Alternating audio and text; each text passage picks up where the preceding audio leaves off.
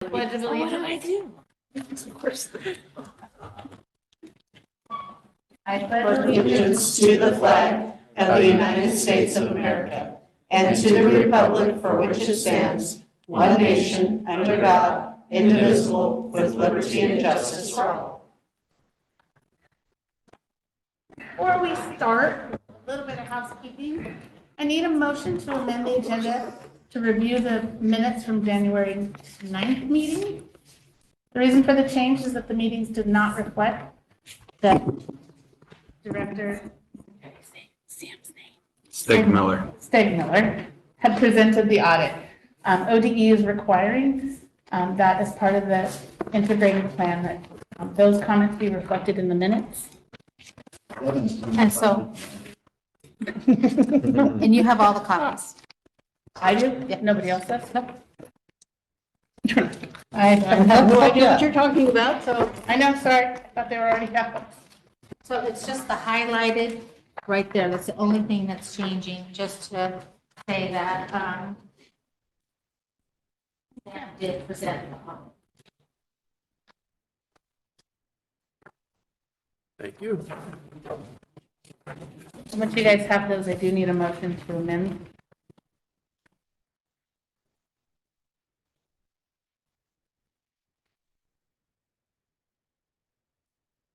Could you run through what you said Again? again, please?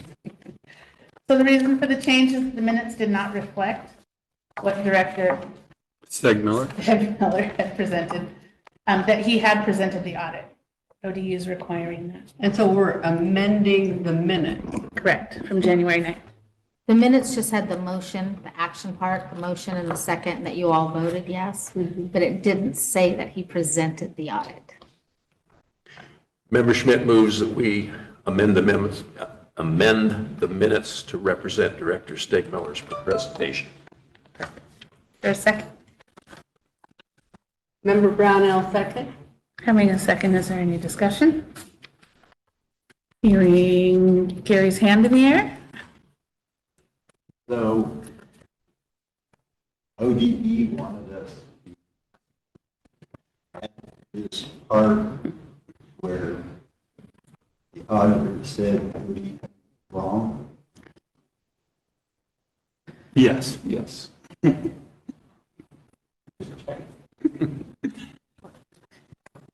Having a second. Tanya, can I have a roll call vote? Member Didwell? Yes. Schmidt? Yes. Member Richardson? Yes. Member Brownell? Yes. Member Wilkins? Yes. All right. Am I turning over to Trish? or- Sure. Great. Yeah. We have one policy on our agenda for the policy part of this, which Tanya tells me is scheduled till 5:45, just so we're all looking at the clock. The budget committee members will be here at 5:45 to start the budget component of our agenda tonight. So the KAB is a policy we have talked about a couple of times, has gone forward to the board for first reading. Last policy meeting, we met and got a lot of input, and from that, the directors went to the association, Teachers Association, as well as our Parent Advisory Council to seek input and insight into how potentially we could make some revisions. So what you have in your packet today is the revisions to that. So we'll just kind of talk through a couple of the big talking points from last time that were. Oh, What did you have? they don't have a copy of the policy. This. I have a parent-teacher compact from Lincoln. Isn't that the yellow there? And No. Sat in a spot that didn't have. I think I got one. I came prepared. Oh, The volleyball. rejected. Sorry. You have the policy right there. Yes, but I don't have the comment. Oh, she doesn't have a parent. That's okay. There. That'll be the second part. We'll talk first about the parental rights policy and the revisions. Based on the conversation we were having about parent notification about what's being taught summarizing what we want to make sure is really clear to parents about the content of the classes was kind of what, when we went to meet with the association, Ryan, Susan, Danny, and I. Danny, you weren't part of that meeting. Just I didn't Susan. get to join you with the association. Susan, Ryan, and I. So this was the conversation and kind of where we got to the revisions to number 1, 2, and 3 really kind of encapsulate what we talked about with our teacher association leaders. So making sure that it's really clear, we have grade level expectations at elementary, and then for middle and high school, there's of course syllabi. And what we're specifically putting together in terms of guidance, it's not in the policy per se, but the course syllabi, we're going to really define what needs to be component parts of the syllabus, including all literature that's going to be read in the class, and I'll continue on to the course, the sensitive topics and how they'll be addressed in the syllabus. But the syllabi will have some really clear directions for teachers in terms of how to make that be consistent.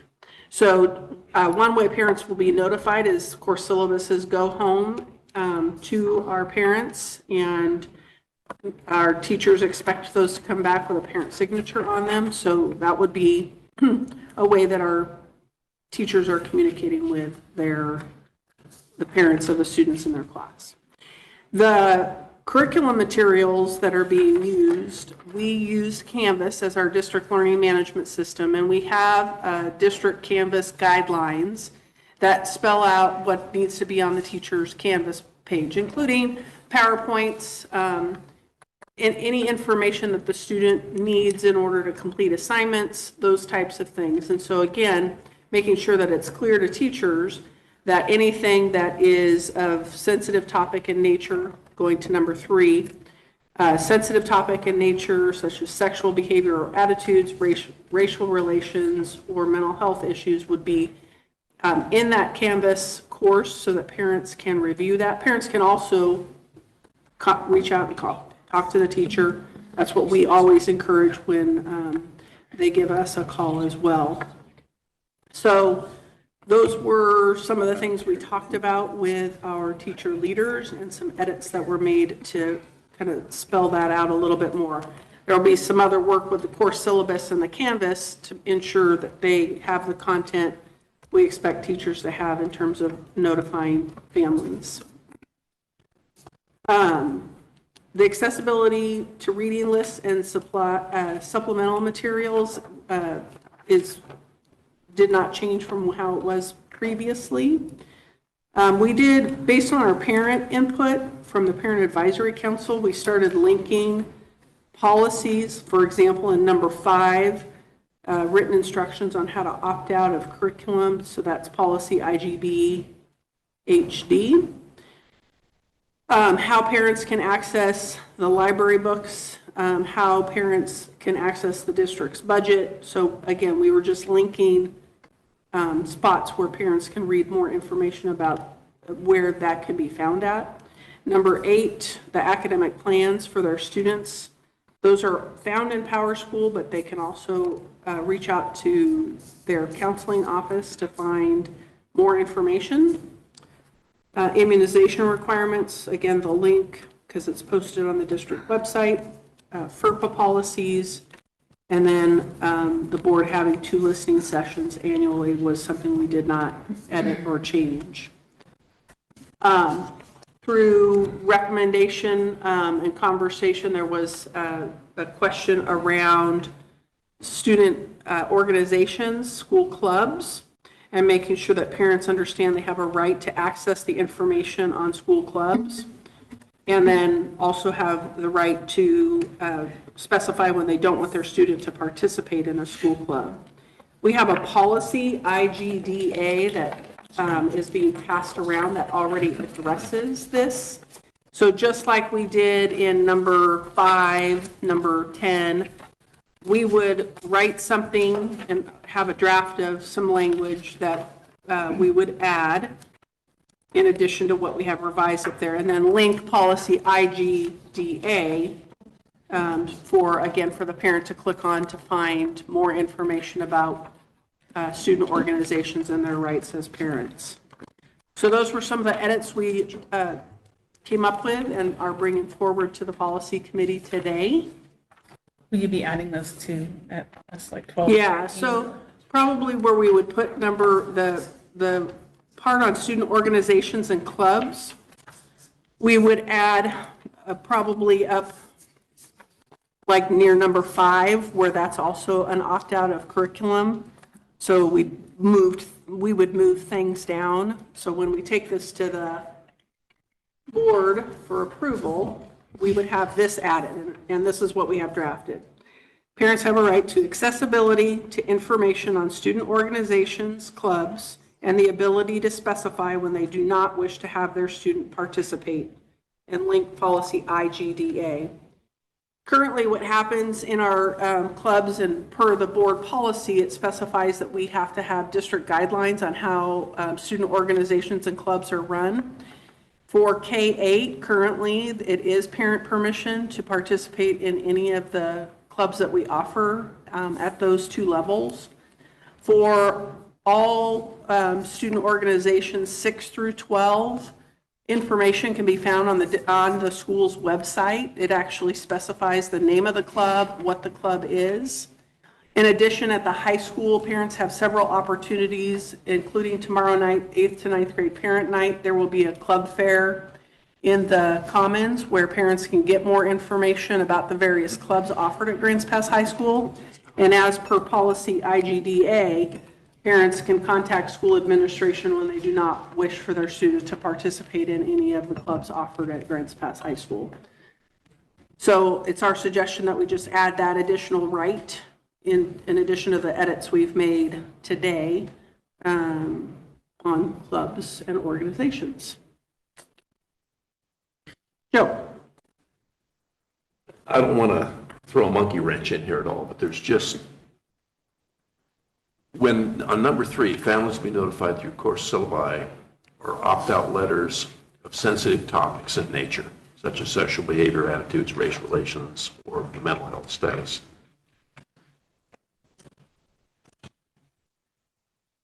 What is sensitive about racial relations? When we had this conversation last time we were here, and we were pulling from language from that different districts have used. Danny pulled from 3 Rivers, and that was some language that we had landed on. For some families, conversations around race relations is a sensitive topic. And so we were trying to, because it's very difficult to define, even when we talked to the Parent Advisory Council about sensitive topics, they were like, how are you going to define what that is? Because there's so many things that one person might find sensitive over another. So if we're studying the Civil War, and we're talking about the issue of slavery, which is all about race relations, Right, okay? right. A parent can opt out to opt their child out of that. Per your board policy, correct. And we did a resolution purposely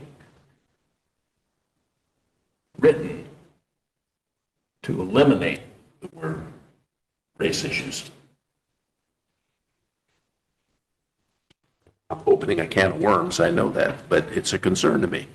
I mean, I can see the issues with family dynamics having to do with sexual relations and things of that nature. I don't disagree with that.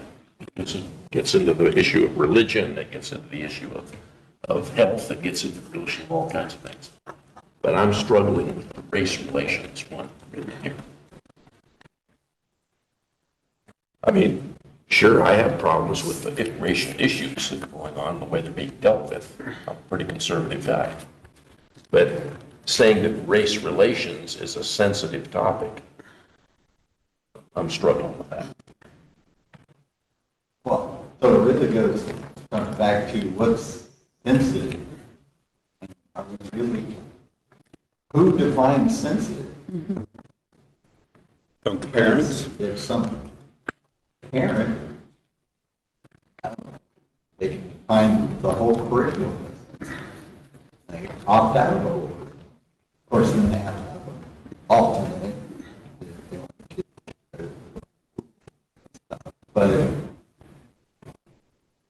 someplace we have to have somebody deciding what is sensitive. Who's that going to be? I thought from July on that this board has decided that they want parents to have more rights and more decision-making power in their child's education. And I would say that this policy gives the parents the opportunity to say, this is a topic I don't want my child to study. That's what I've heard pretty clearly since July. And I don't disagree with that. I'm struggling with, as an educator myself, I'm struggling with the race relations issue. Because, and as a history teacher, I'm really struggling. Race relations issue. Correct. We remove that. We can even hit math. Say some family got some issue with math that's sensitive. You're going to grant two parents right to opt out of math just because they define it as sensitive. I feel like we're discussing a different policy by bringing that up. That's not what's in this policy. That's taking us back to the may shall conversation that we had months ago. And while I hear what you're saying, there was two layers to that, right? You could submit, correct me if I'm wrong, the language, but an appeal to curriculum, but then it has to be approved, right? And there also has to be something secondarily that will then suffice as opposed to that specific material. That's a little different conversation to bring math into this specific policy, in my opinion. The primary focus, as Tim had just mentioned, was related to sexual behavior or attitudes. I don't remember exactly how race or racial relations was brought into this. I'm sure it was one of the many things listed in, and I apologize, the language. The ESSA. Yes. And what? ESSA. I think is where some of that came from. But I would agree with Joe. I'm not exactly sure how we apply that here. But I don't think math, Gary, with all due respect, has anything to do with this policy. This is actually language that we pulled, number 3, again, the sensitive topics, when we drafted the Youth Truth Survey permission form and the communication out to parents, because students are asked on the Youth Truth about their sexual behavior or attitudes. They are asked about bullying and harassment related to their race, which some people would find sensitive in nature, and they are asked about their mental health status in that survey. And so because we got positive feedback from board members that they appreciated that language on the Youth Truth opt-out survey, that's why it made it into this policy as well. Because there's lots of different sensitive topics out there, and so trying to figure out how to encapsulate any of them. Well, this Open to other number language 3 than racial relations. talks about course syllabi and opt-in and opt-out for sensitive. So it's not relating to the surveys, it's relating to curriculum. Right. Correct. But Danny, if this is ESSA language, so this comes from the federal government. Yeah, it does. And that they include race relations in that. I would have to go back and double check, but I'm pretty sure it talks about race relations. It talks about race. Relations was we were trying to encompass a variety of things that was in, that it is in the essay. Well, I just see the conflict with the resolution and the reason for the resolution. And how this actually flies in the face of that. But also getting back to being an educator myself and teaching history, I just think you throw opt out for dealing with race issues. I'm all about ideas. What about just taking off of this that families are going to be notified of through the course syllabus and opt-in or opt-out letters, because we do send, when we do the sex ed unit, there is letters that go home, et cetera, of sensitive topics, period. And just leave it there. And then as we put out the course syllabus, which will include, these are the units of study, and this is what this is what's covered in that unit. parents will then be able to determine based on the unit title, is that a sensitive topic for my family? For that. I think, I like that idea. Going back to what Gary said, I think you could argue, playing devil's advocate myself, you could argue that if it's just as sensitive, that anybody could come up with anything that's sensitive. I think we all know that those circumstances maybe are few between. But, so that, that's one of the perils of trying to make an all-inclusive list of potential things. That could be an issue, or, even like in the resolution, trying to make a list of all the different ways people might view themselves. So it's difficult. That same language is in different federal laws. You could look at it a different way. If, me personally, for me or my kids studying something like the Civil War,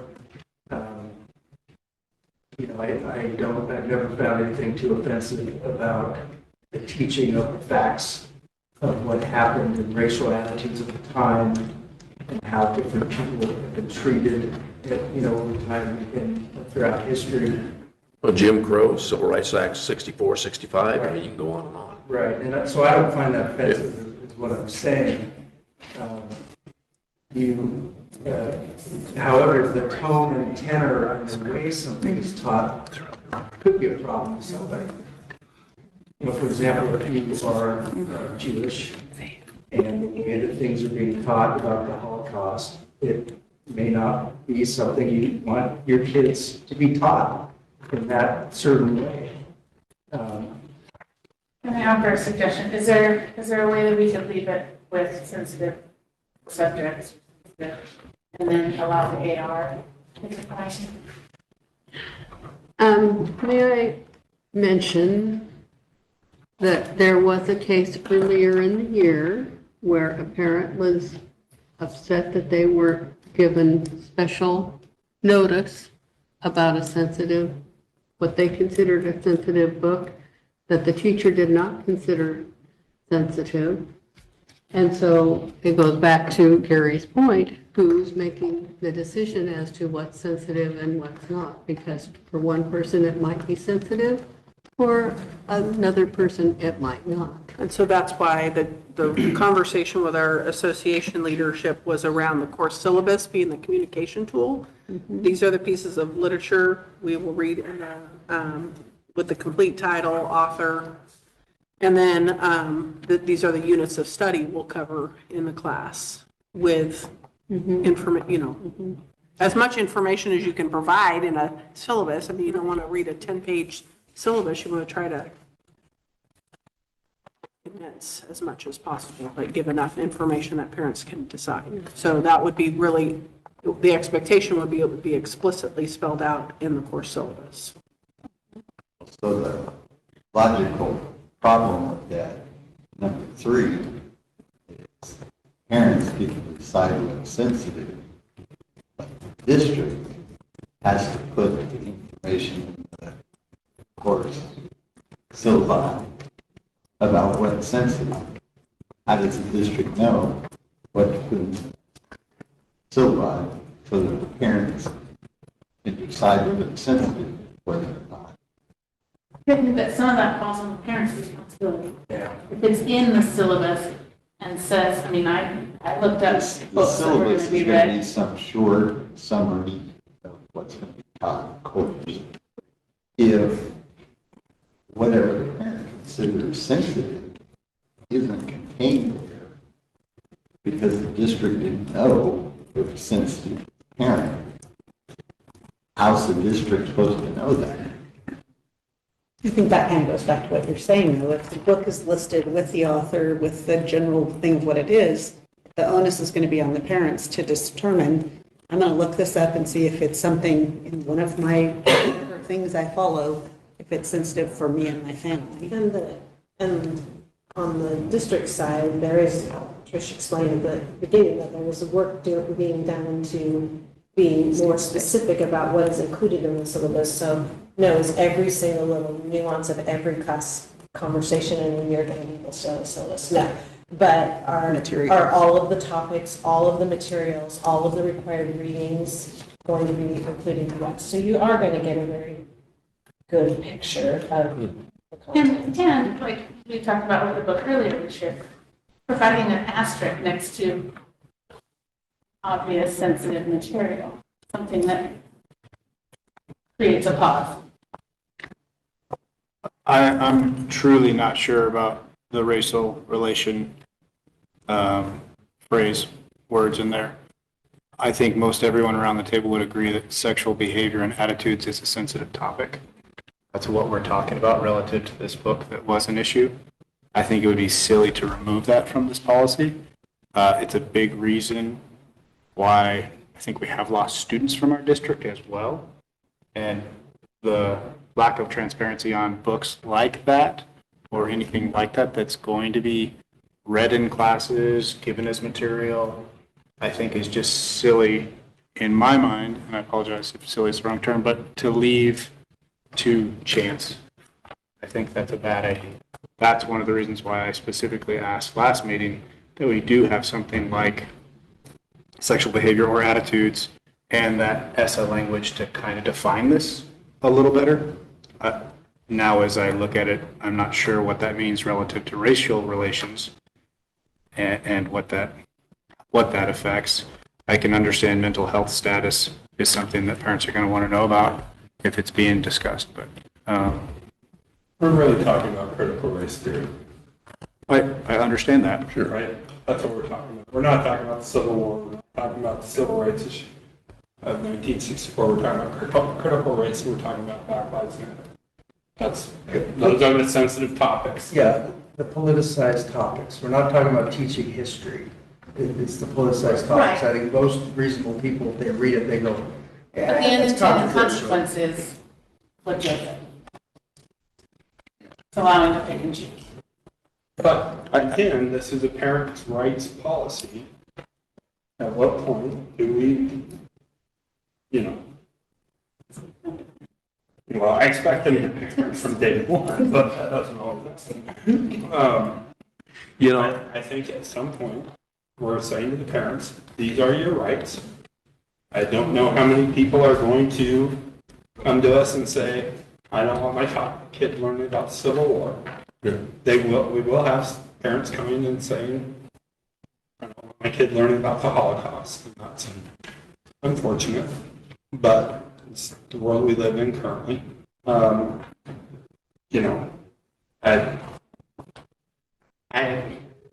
not anticipating that we're going to have hundreds of parents coming to us and saying, opting their kid out of 8th grade U.S. history. Right? I suppose if we do, then we bring it back. So, Tim, are you saying you think it's appropriate to have that in there or not? What I'm saying is I don't want the only thing listed is sexual behavior.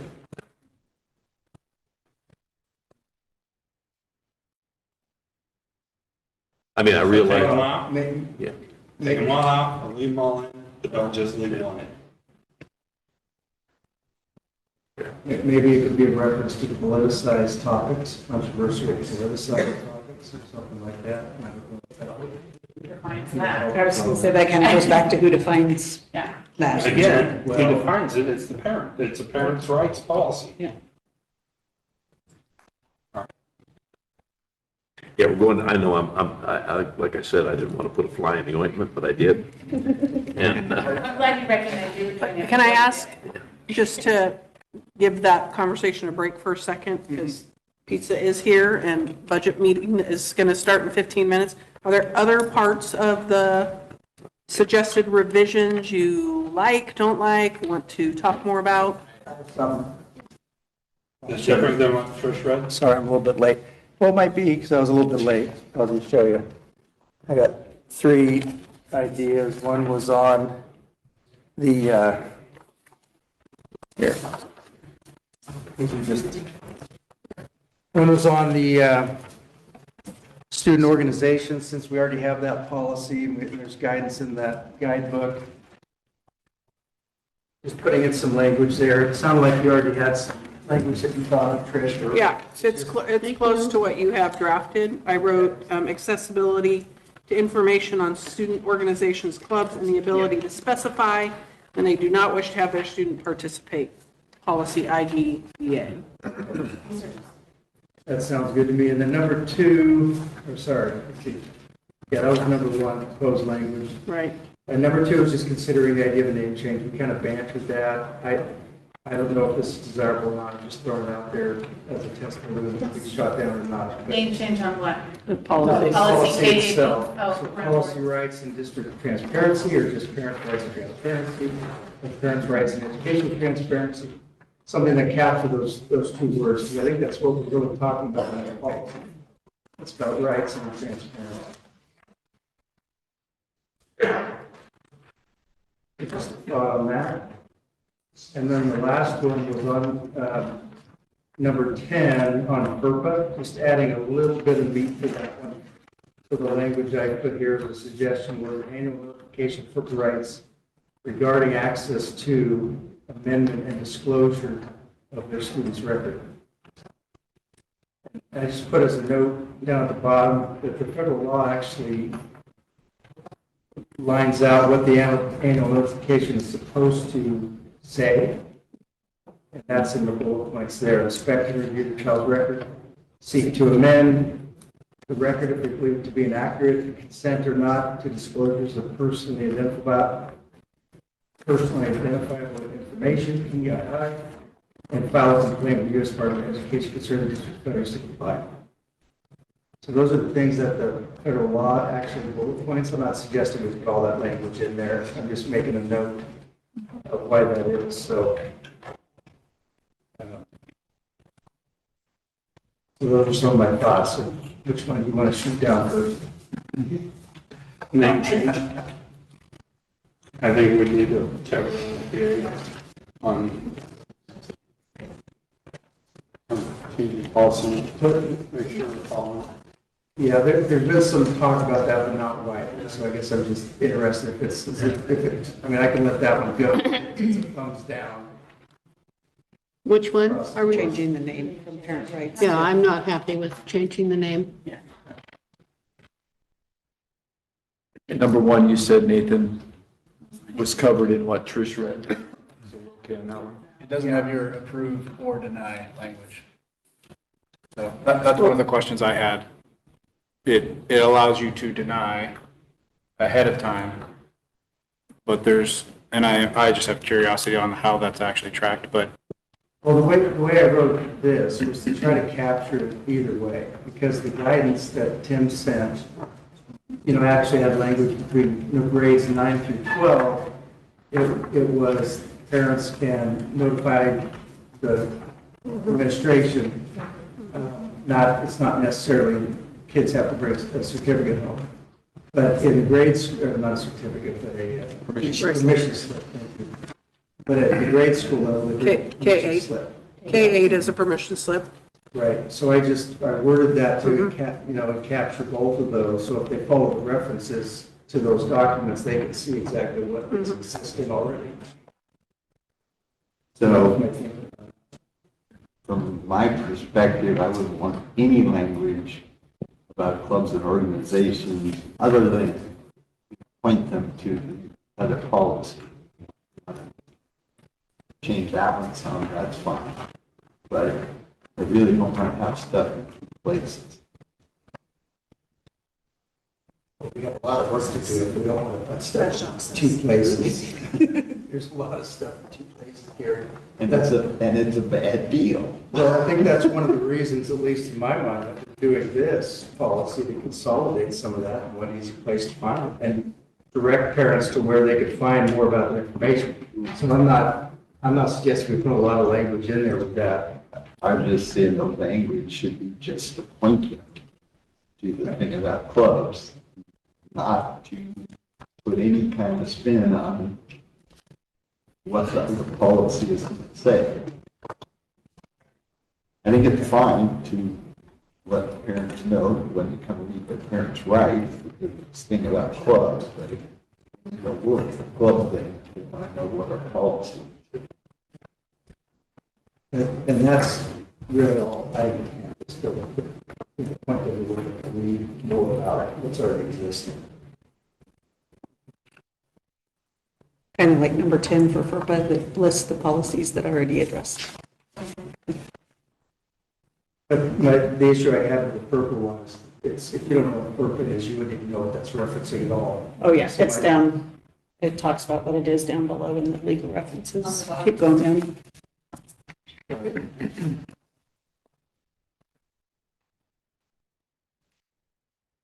Anyway, that's what I'm submitting as a suggestion. So it's 5:38. I've got some things to talk about too before but you're going to talk about Nathan's thing. Go ahead. I was gonna say, decided number 1 was taken care of, number 2, number 10, we just talked about not needing. This is already linked. Well, it's a pretty short, concise sentence. Annual notification of FERPA rights regarding access to amendment and disclosure of their students' rights. I don't see a problem with that. I'd support spelling that out a little bit more on number 10. Oh, I see thumbs. Let's take a thumb. All right. Thumbs up. So do we have a thumbs up on number 1 as well? What you said? On number 1. On Oh, the- Renaming. no, I don't know that my language or, because Gary wants it more concise. You'd have to read yours again. Chad talked about having it spelled out more like it is in Nathan's It policy. showed up late through a kink. So Can you read yours? Gary wants you to read yours again so we can decide. accessibility to information on student organization/clubs and the ability to specify when they do not wish to have their student participate. And then link the policy IGDA.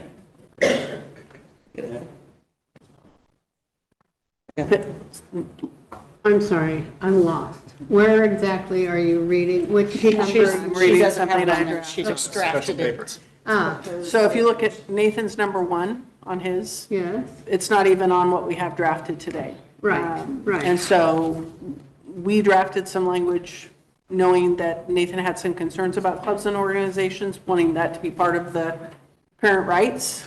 And so it's just a little difference between what Nathan wrote and then what we're suggesting. Do you want to hear her say it one more time?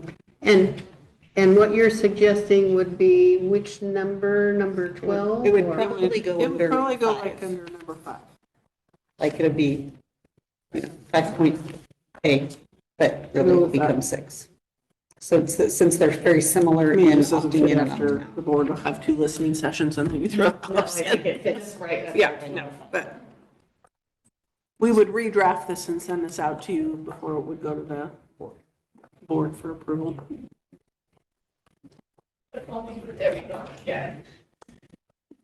Is that okay on the number 1? So what are you comfortable with that you're reading?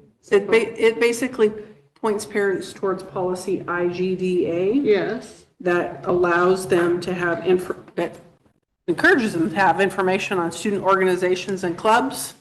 And then it gives them the ability to specify when they do not want their student to participate. In the policy, which you have a copy of, talks about district guidelines that will be developed. And in those district guidelines, we have specified K-8 will have parent permission in order to participate in the clubs. Parents for the high school would contact school administration. You asked the question about how that's tracked. We have a club overseer. I don't really know what his title is, but he oversees the clubs and the membership for the clubs. And so when that would happen, administration would make sure that that's being monitored by our club overseer. What is his title? There you go. Yeah. He's the club, gosh, now you said it, I can't remember what the name of the title is.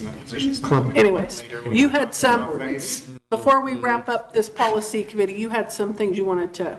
I do. So one that I had sent Tim, and I think maybe 1 or 2 others were on that email.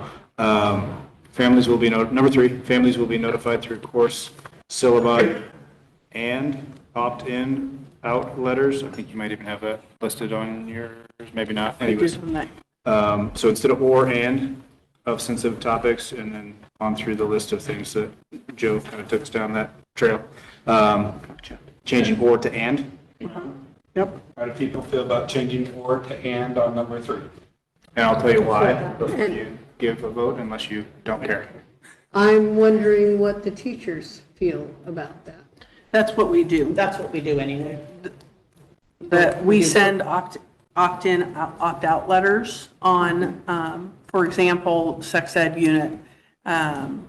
We send that parent permission out. They get the syllabus and I think, yeah, if sure, I the- think then that's a the good opt-in one. letters. Yeah. It's all right. So we don't have a problem. What, We don't have a problem with changing or to and. And then in the, are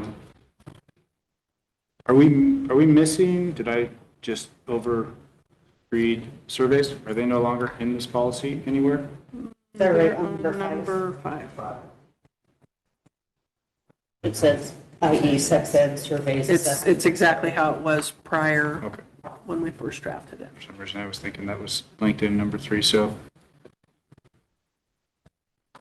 And then last thing that I was questioning, number 1, are we missing, or am I just reading this wrong? Know what their children are being taught through grade level expectations being shared at elementary. End of kind of elementary, and then course syllabi at middle and high school, and the learning management system utilized by secondary schools. Is there supposed to be something else about how that is shared at elementary, or it is just So being shared at elementary? we just, because we don't call anything a syllabi, nor do we use Canvas at elementary. I mean, a few teachers choose to, but it's not how teachers teach. So it's a grade level pamphlet that for specific to each grade that lists the topics that are covered in the grade. And it's sent out every year at the beginning of the school year. Do we need that to be, it just feels like as I read that, I'm like, I don't fully appreciate what that means exactly. I don't know if I'm the only one, but that just feels like an unfinished We were just statement. trying to, because originally it said syllabi and but that's not what it's called in elementary, so I was just trying to add in a little, so I'm not tied to the language. It's just that's what we call it, a grade level expectation pamphlet. Current lingo. So grade level expectation is the thing that is being shared. Yes. I think pamphlets should go after it. Grade level expectation pamphlets being Piece of shared. paper. Yeah, I was going to say document something that. Document. So as I read that, I'm like, Yeah. I understand that you're Maybe the trying to word share document, something, in but case we don't. I'm not trying to be nitpicky, that just confused me. Yeah. That's good. So we'll add pamphlet. Through grade That's level not what I meant. expectation. You stop it. So you can just add the word document. Yep, so add document to that one. Let me just throw How this about out. if you, instead of saying being shared at, why don't you just say grade level expectation document at elementary, course level at middle and high? That way it's, Yeah. being shared is what might be tripping some people up. That way it keeps the language consistent throughout the term. that makes sense. Okay, let me throw this out on number 3, just as a thought. Families will be notified through course syllabi or opt-in/out letters of sensitive topics such as sexual behavior, attitudes, or mental health status. You don't even need or, mental status, or topics that create, promote cultural division. Not specific enough. I mean, there we're again, we're looking at somebody's opinion versus somebody else's opinion on what that really means. Well, we can say the same thing with sexual behavior, Yeah, attitudes, or yeah, anything we else. can. But what this does is addresses the issue that you talked about, for example, if it has to do with religion, which is cultural, something like the Holocaust, or if it has to do with, something that's an anti-Catholic, or whatever the case may be. It gets rid of the racial aspect of it and deals with it on a cultural level. You said topics that create cultural division. That create cultural division, create or promote cultural division. create/promote cultural division. Which is the issue with, that's the issue with critical race theory. I mean, I just happened to pick up this today. I was talking to somebody. I think I read something that Nate had sent, and I was looking at books. And I was seeing this book, this book is The Killing of George Floyd. It's a legitimate book. And if it were in the library, I would have no problem with that, okay? But I would also want this book in there, okay? They're lying, the media, the left, and the death of George Floyd. In other words, if you teach critical thinking, you give both sides of the story. And it's the same thing on here. If it's creating division, that's one thing. If it's causing critical thinking, that's another. Anyhow, that's my thought. I think that's an important delineation. I think arrived at the conclusion many times is that we can't decide what is going to be offensive. Parents have to decide that. It's not going to be very common that it happens. It might spark some interesting conversations. I mean, growing up, I've been considered a religious minority, and I can tell you that I've seen some very interesting curriculum about the history of my church and my people that have kind of raised my eyebrows like, that's interesting. I'm not easily offended. But there are things like that that could raise some interesting conversations, and we can't determine how everybody feels about what is being taught. But if it bothers them enough, they can raise the issue and it can become a discussion. But I don't think it's going to be that common, honestly. Well, I'm getting back to, again, what Tim's comment was. He wanted to have some examples. Yes. And something that creates cultural divisions. I need you to have it written down with Joseph. I do. And what I recommend is that we write up these changes, send it out, and bring it back to the next meeting. Okay. No. Next board meeting. Next policy meeting. Okay. Yeah, because we didn't share with you the parent right, or parent responsibilities. It was just to give you food to chew, not literally food to chew on, but. That's over there. Food's over there. Last thought, the compacts are here because we talked about adding parent responsibilities to this policy. And we do talk about parent responsibilities in our Title I schools through the parent-teacher compact. So we kind of already do this. And so we were just going to offer that up as a way to handle the parent responsibility part. The Parent Advisory Council's input was not to add parent responsibilities to this policy. There wasn't really a lot of, you were there. You were there. Did you hear different? I had a group of moms that I did talk to that were not happy with it until I explained it. And then they were like, oh, you're not telling us what to do. It's just an expectation. So, but I think that absolutely, I remember this from our class being in elementary school, and this wasn't, it's kind of like a sports. You do this, and I'll do this, and you won't do that. And So we'll come back to that part as well, but just so you know why you have that, that was what that was intended for. We're close. Dinner is behind us, and then at 6 o'clock-ish, we will start the budget. Are we moving the table? We'll be moving tables around. Yeah. Okay. All right. I think these are leftovers. Sure. All right.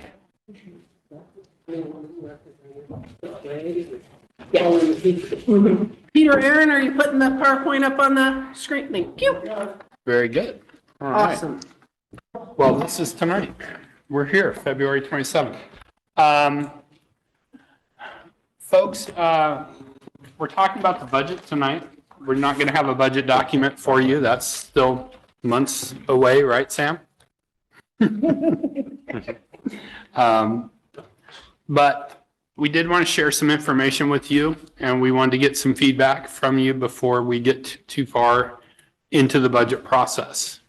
A couple things that I want to talk about before we get started. Last year, we passed the budget and changes were asked to be made. But we got to June 30th. We couldn't make those changes in time. So we had to go back and readjust the budget in September because we weren't having enough contingency to make sure the board was comfortable. So we want to have those conversations tonight, things like that. But scrolling back even further, in spring of 2022, I was at a meeting here in this room, and it was budget meeting night, and Sherry Ely, the then business manager, was sharing with folks that with the loss of student in the district, we were at the point where we would need to cut an elementary school, is what her words were. Now, we are not cutting an elementary school tonight, and that's not even on the table, but that was the reality of the situation at that time. We were buoyed by some support in different areas. And so for tonight, here's the things that we're going to be talking about. We're going to give you a little background information, some concerns that we have. Why is this a crisis now? What are we doing to close the shortfall? And what's next? And then get some input from folks. All right. So, Sam. Well, that slide clearly points out where the majority of our expense are, and not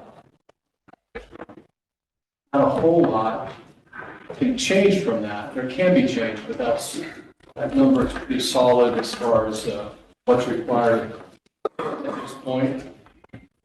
14% is utilities, buses, those things that really have no room for movement either, which leaves us about 3%. Of things, new programs, maintenance projects that do have some flexibility, things we can talk about at some point. That's not a whole lot to work with either. So in a school district, when you're talking about any kind of trimming to a budget, you're really talking about trimming staff or number of school days. So, because that's the bulk of the expenses. Okay. Danny, this is you. Danny? Oh, This is you. Danny, There we go. you have hearing loss? How many of you were on the budget committee in 2008 or had anything to do with the budget in 2008? Come on, you brave. Debbie and Gary. Debbie and Gary. Yeah, I might have been around. So there was a difference in 2008 than there is now. In 2008, the state was in a financial conundrum. The state itself is not right now in a financial conundrum. District concern is really about enrollment because everybody has figured any amount of time of the day knows that we are paid based on student enrollment. So pre-pandemic, District 7 was at about 6,200 students. Kind of right after the very end of the pandemic, we had dropped to about 5,400 students, and our current enrollment is approximately 5,650. So we've gained a little bit back since the pandemic, but we've not gone fully back to 6,200. The only little bit of saving grace on that for us is that the entire state is also down. Enrollment K through 12, about 30,000 students. So not being alone is good.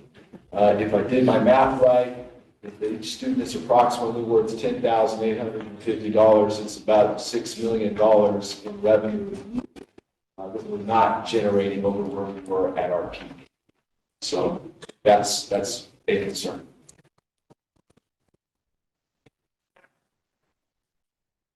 Sam, why is this a priority now? What's priority now for August? Going fast. Oh, sorry. I'll back up. She is going fast. I'll back up. You gave me the clicker. I'd like to leave. We will be done by, 6:05. Why is this priority now? We're $6 million less in revenue. We have no more ESSER funds to help during that, there you go. the time that, Sorry. so ESSER funds were there to help us during the pandemic. Those are done. We have not recovered like we need to, but we still have we still are spending like we have those additional 600 students or somewhere around there. We had available to us and have spent or will spend 22.8 million amongst the different ESSER funds that were given to us.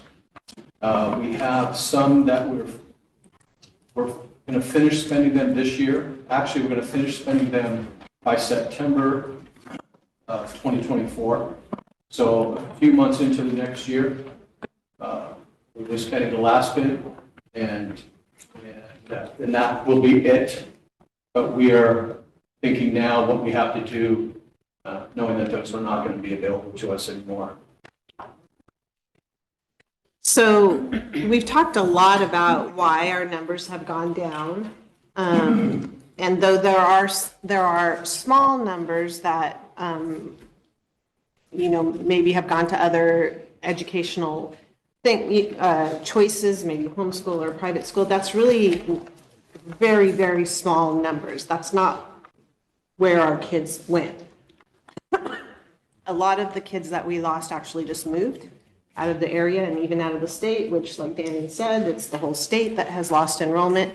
But also, unfortunately, at the same time as COVID happened, our kindergarten enrollment numbers have gone down, not because, like I said, they're choosing other educational options, because actual birth rates have gone down in Josephine County.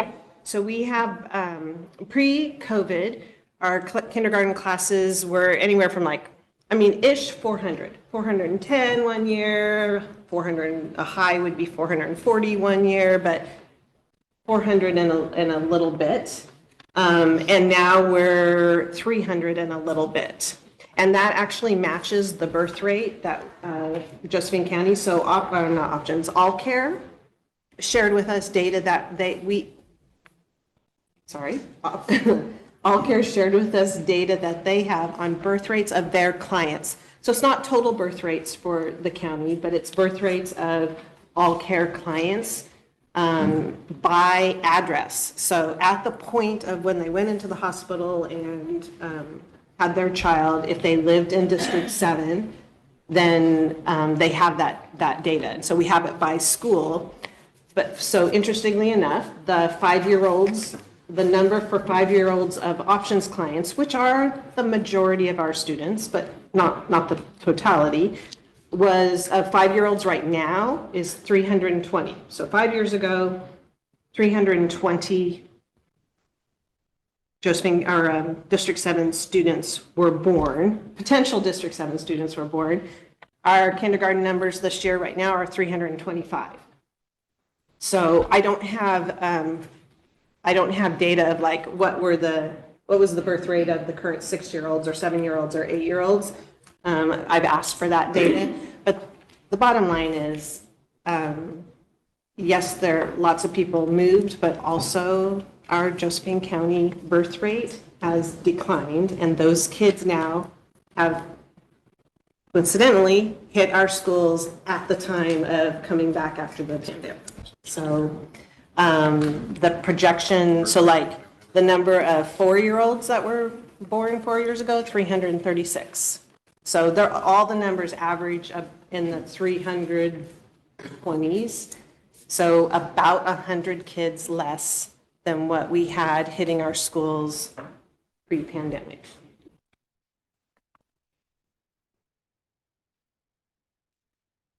All right, we're shifting subjects. Subject we're shifting to behavior. And that sounds like a strange topic to talk about at a budget committee meeting, but the reason we're talking about it, kind of go through. We've heard, I know board members even shared on being elected, that was something that community members brought to them as concerns of some of the behaviors that we're seeing in the classroom and in schools today. And we would share with you that Grants Pass is not unique. This is something we're seeing region and state, across the country, and I would even tell you across the world, having talked to people who visited other countries. So we made an effort, our district team, to visit 6 elementary sites, our 2 middle school sites, and our transportation department to listen to our employees about and hear from them the impact they are seeing in the school setting with behavior. And we had them reflect on some questions such as, for those who have been in education 10 years or more, what were the most common behavior occurrences they were seeing when they first entered education compared to now? And answers vary, but typically there was some disruptive behavior 10 years ago. That's been around. But we're seeing a lot more of it, and we're seeing a lot of very impactful behavior. We're going to read some examples to you just in a moment that some of our schools shared with us that we will share with you. In addition, though, it's also the impact of time dedicated to a behavioral incident. Most administrators will tell you that when a behavior incident happens, of course, we're there to support and help the kid depending on the age level, what they need. But sometimes it's more than that. We need to investigate what's happened, especially maybe more at the middle school level and beyond.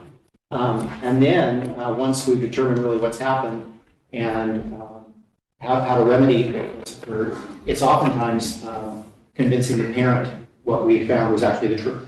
And being able to handle that part of it. It's the time that it has taken to address behavior concerns has ramped up considerably. So in addition to listening, we also shared with each staff that we visited what the district has done over the last 10-year period. So as you see up there was about 450 staff members in total that we met with in the months of November, or December and January. The state of Oregon, although there are tools that we utilize to remediate behavior and address behavior as it comes up, there's been some limitations on what we can do too. So elementary level about 10 years ago, very clearly the state said you cannot suspend a student unless they are threatening and following through with physical harm. That was an adjustment that's been made. The most recent change was just this summer, Senate bill passed that if a family, one method I'll use, sometimes a student being able to go to school all day is a real challenge. And so we work with families on a modified schedule. We no longer have the ability to do that unless the family is 100% approves of that. So before it used to be a team that would get together and the majority of the team would make it. Now the parent is in the driver's seat and they dictate what the schedule of their student. Not all bad things related to that, but it's just created some additional challenges for our schools. And we won't go into all of the other pieces, but there are some of the factors related have been. One of Tim's points that he would make was regarding and this is just more of a state law. Jim, do you want to share that? Oh, regarding new bridges. Oh, yeah, yeah. I shared this with the sites. It used to be about 10 years ago, 11 years ago, you would bring a pocket knife to school and you would be expelled for having a knife at school. Then the law was changed so that you had to bring a knife with a blade longer than 2 1/4 inches. If it was a blade longer than 2 1/4 inches, you could be expelled for having a knife. Now the law is you actually have to brandish the knife or threaten somebody by saying I have a knife and I'm going to kill you, or actually make an attempt to do harm. Otherwise, you can't have a knife on campus. We will take it away from you, but we won't expel you for that. And the state of Oregon, along with other parts of the West Coast, tend to be fairly liberal when it comes to dealing with crime, and we are aware of some of those things going on. New Bridge, just a few years ago, had 140 students in it, and that's our Oregon Youth Authority school. Now down to about 62 students in there, and it's simply because it's really hard to get arrested in the state of Oregon.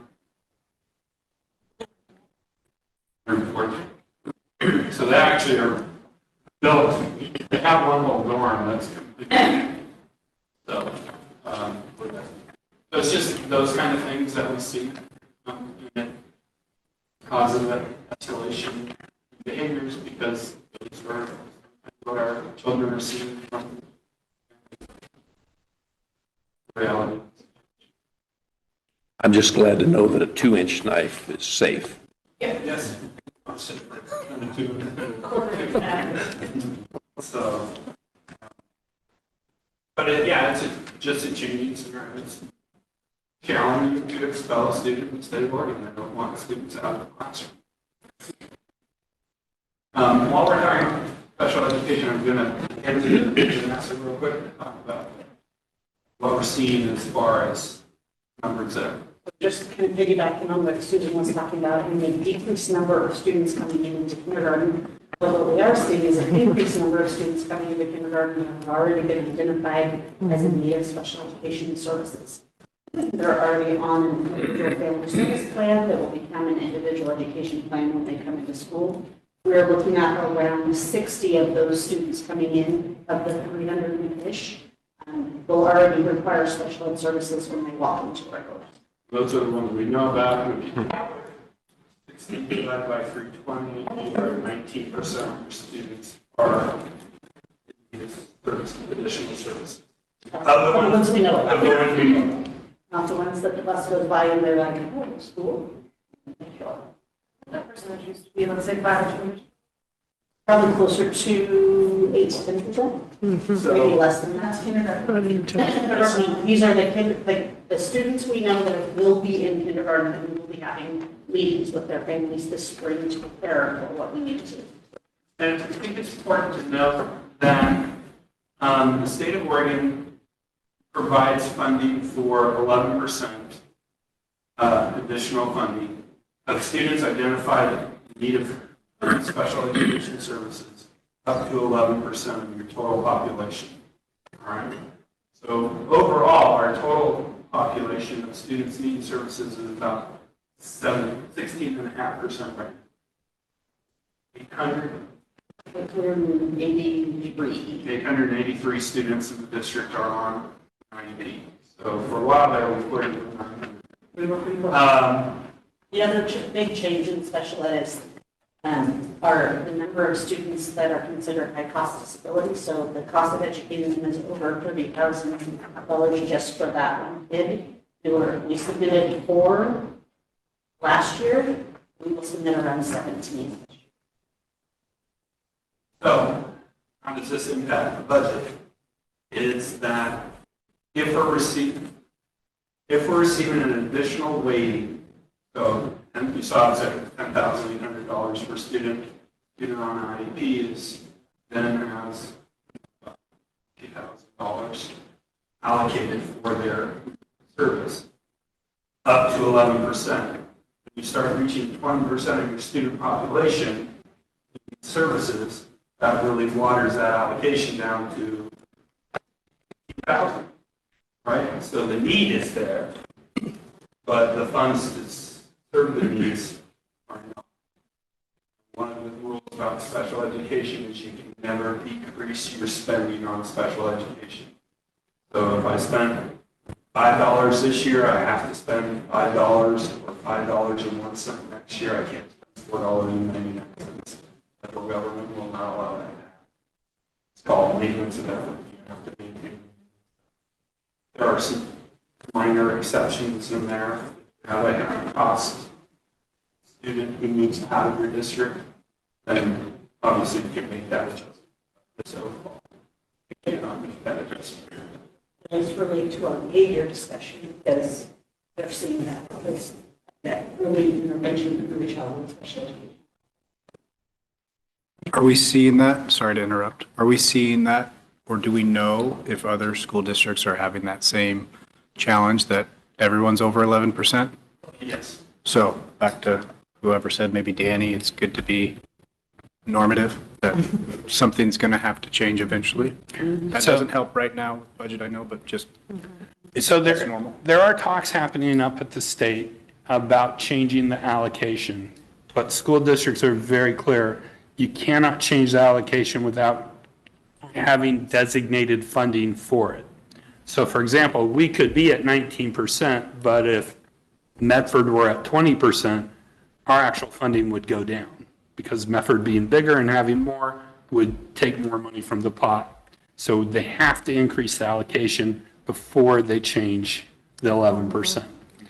And there are districts in the Southern Oregon region that are over 20% of their student population where students are on IEPs. So. Some of the education staff that may not have been aware, maybe some things are being added to address behavior, but a conservative estimate is about $2.6 million annually have been added to address behavior specifically in our district 10 years ago to now. And that's been in the form of our behavior improvement specialists at the elementary level, 6 elementaries.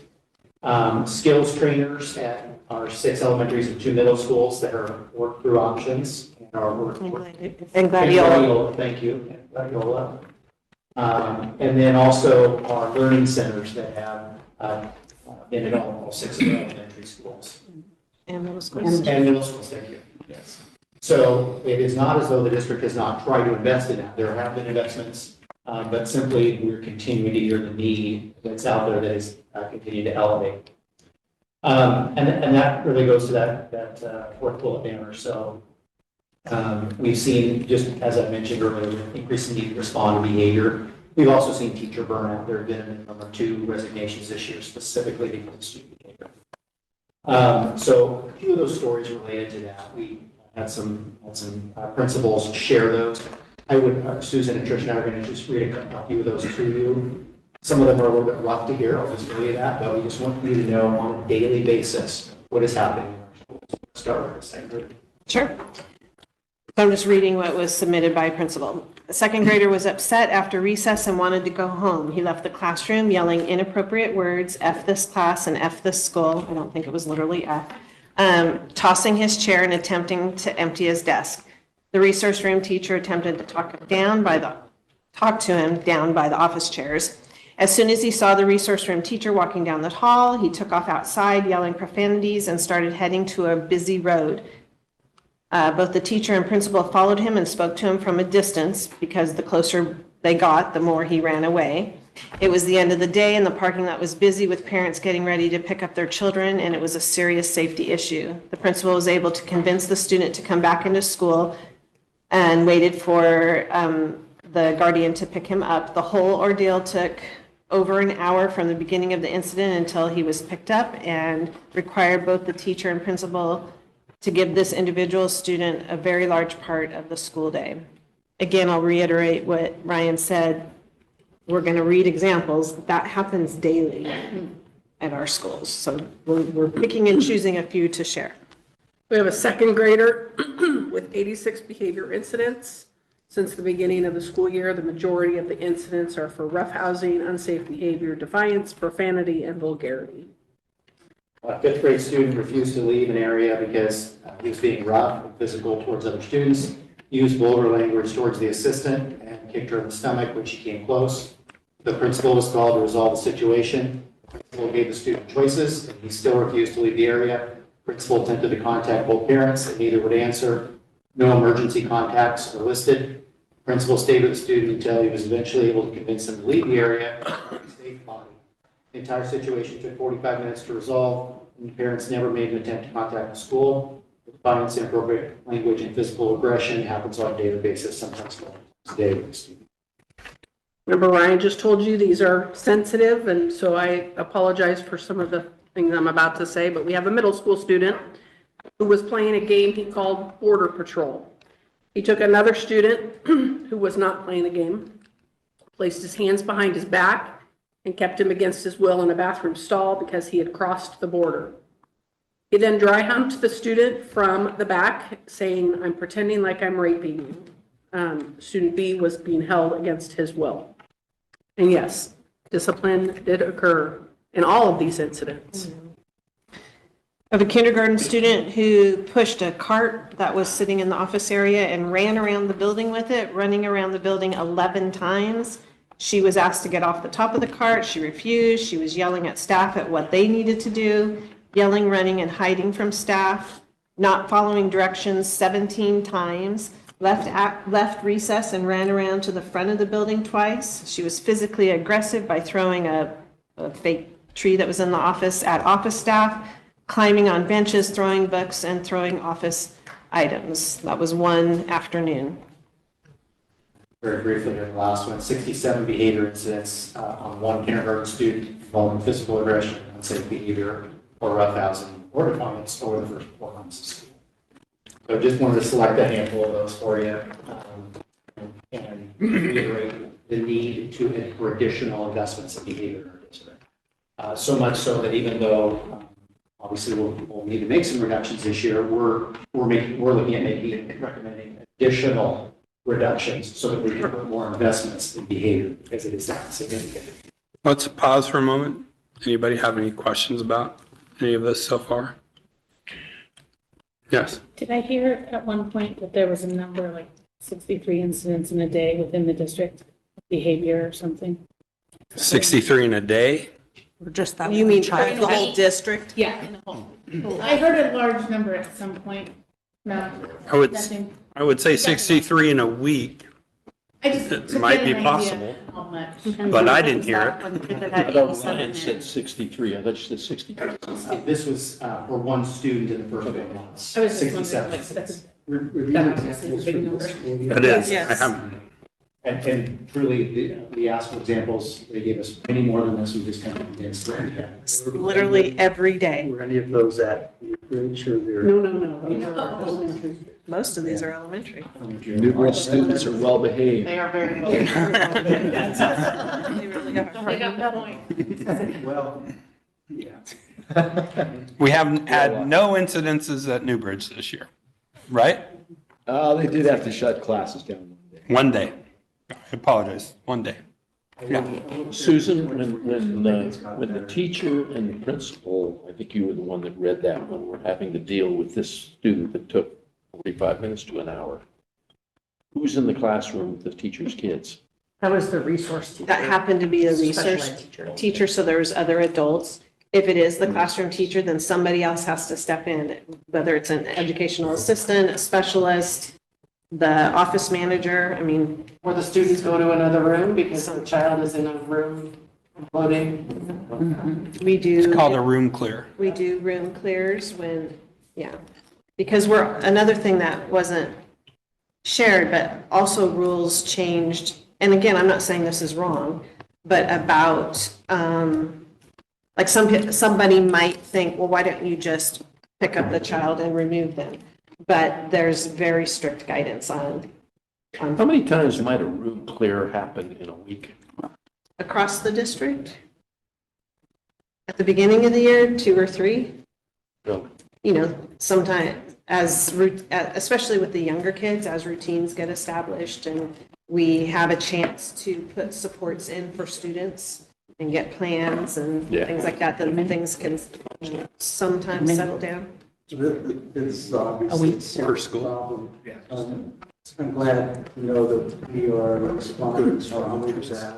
I think Tim mentioned there was something like 1 million. Room clear. This in the budget, what we're doing right now. Yeah. And I'm kind of curious, I hate that I'm even asking this. But do we train any sort of defensive tactics for teachers or maybe for the SPED? Vanessa, you want to share It's that? called nonviolent crisis intervention. It's the company what we use for verbal de-escalation. And then if it comes to a threat of harm to self or others, we actually have some restraint procedures that are taught for those students that are in imminent danger. Do all of our licensed teachers get that training? No, all of our special education teachers and most of our special education EAs, educational assistants, administrators, discipline folks, security, they go through that. We train about, we train probably 90 to 100 staff members every year, maybe even more than that by now, probably closer to 150. Yeah, and we're getting a grant to train more trainers. Well, that makes sense. I would hope and assume that the especially the special ed teachers and staff that are getting that, but I meant just in general. And also our substitute teachers that come in, because we rely pretty heavily on subs. If they get any of that sort of training. We contract our subs to the Southern Oregon ESD, so it would be whatever they train. And I will say, it's not a special ed student problem. I get that, but there's additional risks that go along with being a special ed professional. But it's, and I would assume that's something, if they want it, they'll bargain for it. They actually get a stipend for being a special ed teacher on top of their salary, yes. Susan, so if there's 2.6 million allocated above what used to be 10 years ago, how significantly are the behavior issues outpacing that investment? Question. Significantly.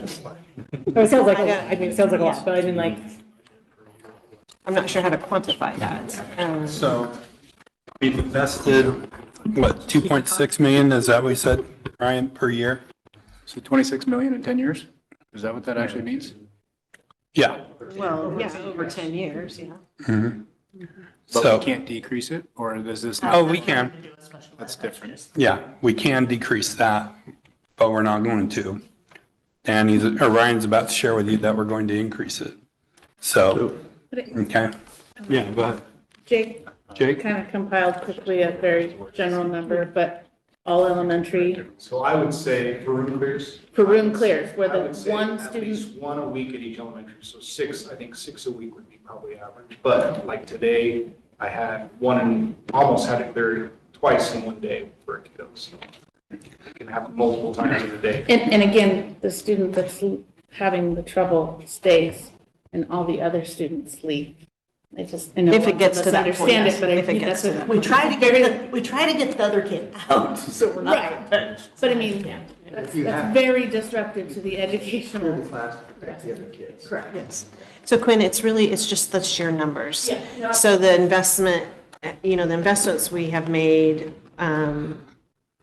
were finite, right? I mean, it was, and then, but every year, the number of students who rise to this level just increases. Yeah, the incidents are just increasing at a rate that. And the severity and acuity of the incidents is much higher. One other question I had is, and I know it's just been a year and it's smaller scale, but knowing some of the programming that the district is investing in with, or not, well, the district and outside investors are investing in with some of the early learning and the opportunity that that brings to identify students that need additional layers of support. Is there, I mean, again, it's so new within the district, I don't know how much you could point to that, but is there research that shows how that impacts some of the behavior issues that you're seeing, or some of those early interventions and being able to connect students to those resources, not in their kindergarten year, but in what would be the year prior, and see what that impact is? Yeah, and of course, we don't have our own data, so she's talking about the early learning program that Annie Blanchard has talked to you about. But now I don't have those numbers in front of me, but let's say out of the 40-some kids that she works with, she's already connected, I think about 8 to 10 with early intervention, so that they can start getting those supports now. And these are students, of course, some of her students, I call them students, some of her kids were already connected to supports, but these were kids who were not connected to early intervention, did not have those resources and supports. So any research you read is going to say the earlier you start those things, the more impact it will have. And then even just being in a social setting with other peers, in the play groups, those sorts of things, all of that is impactful and that's why we're doing it. That is the sole reason we're doing it, is so that they will create those or grow those skills sooner, so that they're not to that level when they get into kindergarten.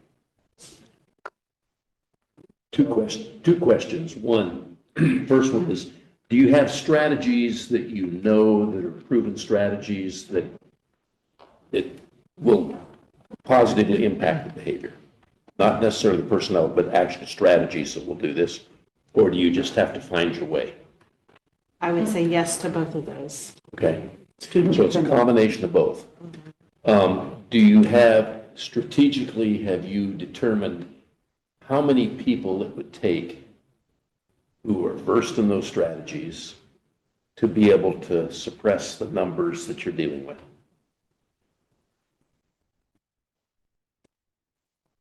No, because honestly, we've come at it a different way. What could we possibly afford? Well, forget. But I'm saying that, I'm just saying, so I didn't give myself the luxury of thinking of it that way. Yeah. So no.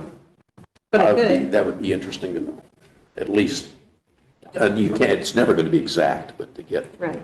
And it's just, I mean, elementary does a phenomenal job, and I will talk them up till the end of time. Sure. But it's not, but we don't fix all the problems. So just, you know, I know there were more elementary examples here, but there are plenty of examples at secondary as well. So it's not just, unfortunately, an elementary issue. The reason I say that from a budgetary standpoint, I look at it from this perspective. You don't want to take too much money from education, but the behavior's taking the education away. Absolutely. So, you know, Right. wherever you put your money, you want to put it in what's going to have the biggest impact on the quality of education. It's a fine line to walk, because if they're not accessing the great instruction that's happening, then they're not going to learn to read, right?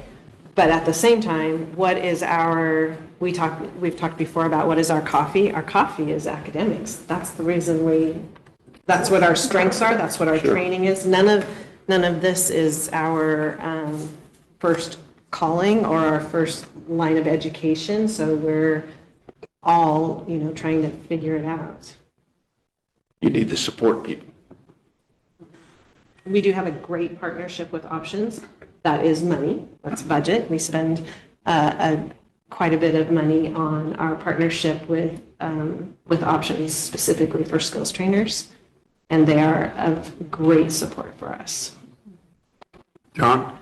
I think it's fair to say that over time, the incidents that we've encountered here in District 7 in this area have gone up fairly significantly. Is that a fair statement? And having said that, the disruption that these students are causing day to day in the classroom, the toll it's taking on the education of other students, as well as the toll it takes on staff, is also increasing dramatically. Is that a fair statement? Yes. So if you were to say that if we were to be given $1 billion by a wealthy tech entrepreneur, and we could spend it however we wanted, and money was no object, if a behavioral science trained professional was available to assign to every disruptive student in a classroom across the district from elementary through whatever grade we need them, would that have a significant impact in deterring the kind of interruptions and disruption and negative impact on education as we know it? So we're talking really now about a budget prioritization, that in the midst of having to look at strategic cuts to deal with structural deficits that are becoming the reality this year and will continue probably without major cuts over the next several years, how do we address this problem and identify resources that can be put in these areas, in this area? Because if not, the recovery of education for COVID impacted students, the impact on staff in terms of retention, hiring, attrition will only increase, because in effect we reflect the society District 7 has here in our community. And those problems are reflected in the kids, that problems from home, problems they're encountering in the local community. They just walk through the door with those problems. So I don't see that necessarily being abated. The challenge for this group is this evening, I think, in terms of not only hopefully providing the district with some guidance as to how you want to set your reserve targets for next year as you put together the budget, recognizing that it's not going to be an all one-way proposal. It's going to probably be cuts, maybe over-identified in some areas in order to allow for some further investment here. If not, the toll will continue to worsen. I think that's what I'm taking from what you're saying, unless I'm mistaken. I think you have surmised it very well. So I have one technical question. You said we can't reduce sped spending because of maintenance of effort. some federal law. Which, do we have to follow the federal law if, gotta wait for the. I'll wait, but the answer is going to be yes, but go See how ahead. I didn't nod my head or shake it? I Go just ahead. stared right at you. Go ahead. If we don't accept federal money. We would still have to follow federal law. Correct. Individuals with Disabilities Act. Okay. So the second part is, I don't think the district or this group really has a good way to measure how we get the most education for the money we spend. John just alluded to possibly doing extra resources to address these behaviors. How do we get at least some kind of data that would tell us how much more we would spend here would give us this much more education versus not doing it here, having more disruptions, but have more teachers, smaller class sizes? How are we going to get some kind of data to be able to make that determination? Well, I would like to just raise a point that with the survey that you did, it screened, the slide's been taken off, but you interviewed a lot of teachers in this process. My guess would be that a teacher would say whether they have 15, 20, or 25 students in the classroom, as a general matter, lower class sizes will improve their ability to make education progress with those students. But if you have one, and heaven forbid two, total disruptors in your classroom, it doesn't matter how many kids you've got in there, they will take the 15, 20, 25, or 30 kids off the rails, and that learning curve will go down for everybody. So, And John, we have classrooms that have more than two, right? 3 or 4. And then compounded, the parents are mad at us for whatever we've done to get their child riled up. So it's not uncommon for a principal to spend many hours in one day on one student and their parent, multiple times a week. can I clarify whether the rules have gotten more strict for placing these students in an alternative setting? Has the law gotten more Yes, it difficult so that we don't have that option as available as you might have had 10 years ago? Correct. Okay. So just making something up. Sure. Let's say we take class size to 40 Mhm. and assign enough educational assistants to sit one-on-one with classroom disruptors so it doesn't happen. Right. would we get the same amount of good education out of our district? I'm going to say off the top of my head and not being a researcher, no, we would not get good bang for the buck on that for a couple of reasons. One, we couldn't possibly hire enough educational assistants. I don't know how many how many positions we still have posted that are not filled. I know that's not your question. I mean, you're asking, but when you are ill, you go to your general practitioner. When you are really in a bad way, you go to the specialist, right? I want the students with the teacher. Not that I don't love our educational assistants, but our teachers are the experts in the classroom, and I want them to have as much contact with that teacher as they can. Then, if they need more support, have another specialist ready to go to support them, which is kind of the path we have taken. I think that if we have 40 fifth graders in a classroom, you are not, even with 8 EAs, so we have, right? Is that 50 people in the room? Okay. Right? You have those 1-to-5 ratio, it's still not with the expert, which is the teacher, right? And I think that would be problematic. Yeah, but you're not talking about the disruptions. You're talking about so many disruptions here, and it's not the kid that's the problem, it's all the other kids. That's the problem. They're not getting educated. They're not getting educated with this really highly trained specialist.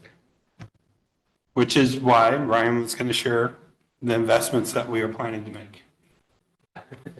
I will say, if I would take a class of, I'm not going to say 40.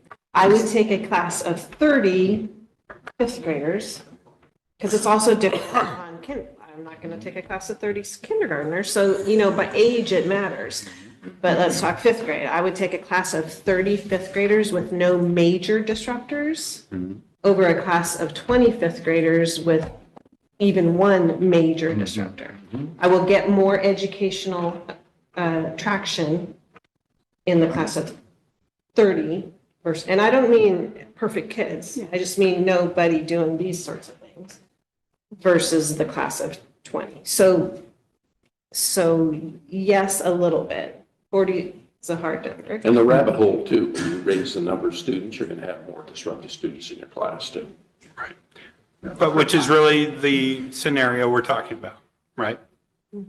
Adding supports, increasing some class sizes so that we can add those supports. But we're not going to 40. I should have said 50. That would have been.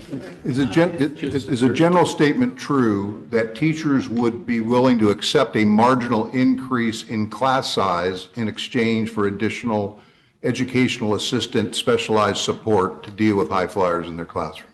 Yes. Or is that not a true statement? I don't think it's a true statement for secondary. I think they're wanting those students to all be removed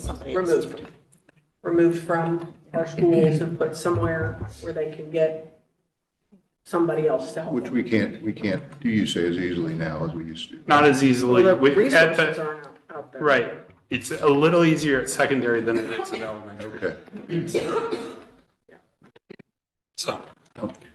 Just to kind of conclude that process that we went through for a couple of months, directors took 400 note cards that came from those 9 sites and reviewed all of them for ideas on how to address this.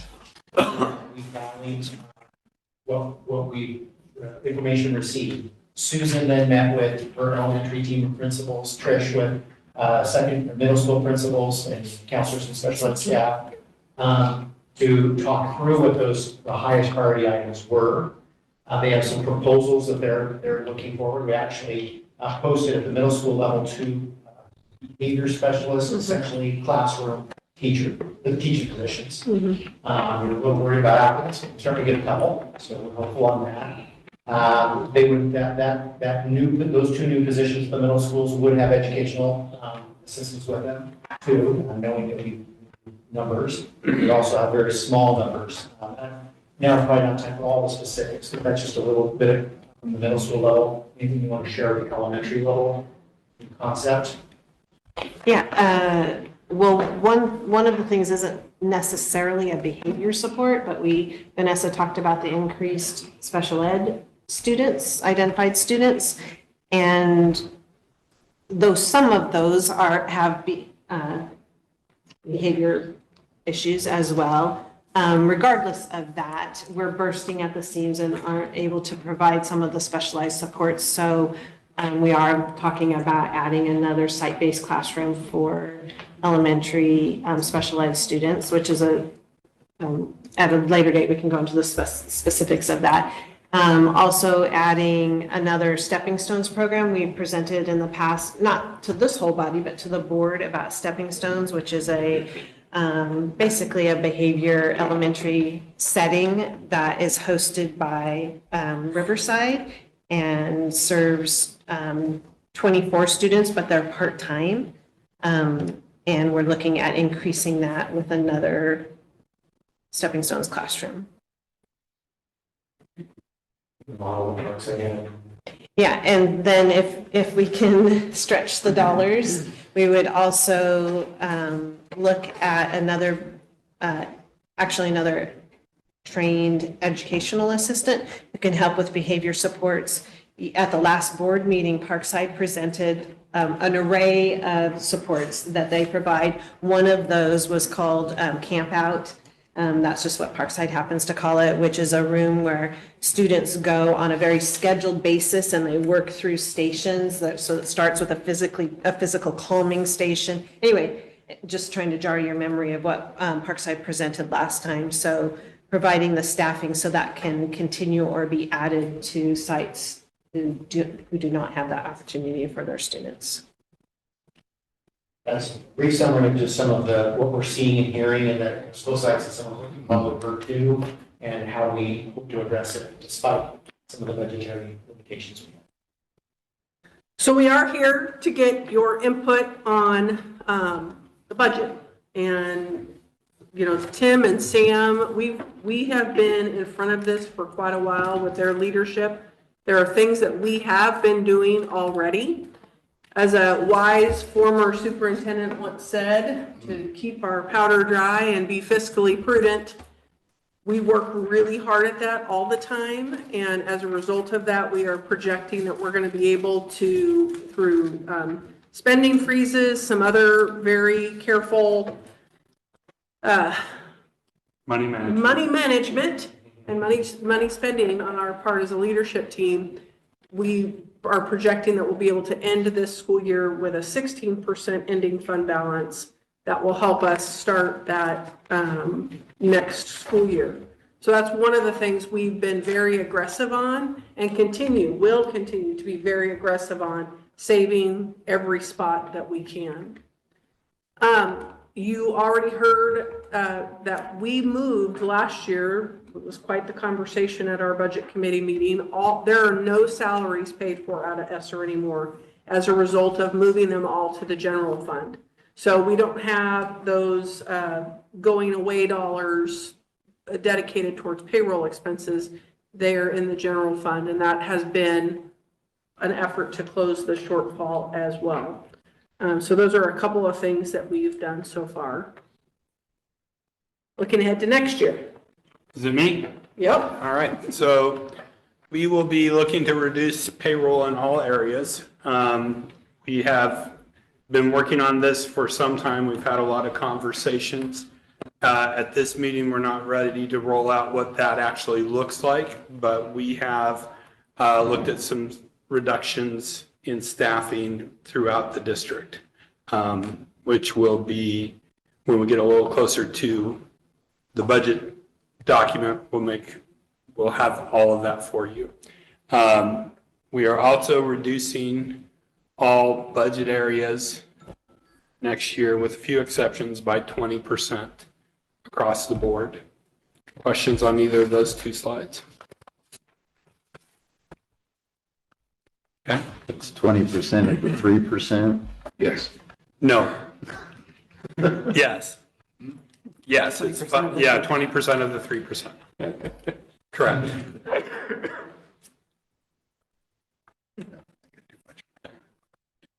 So, is this still me? Yes. Not quite right, is it? Because.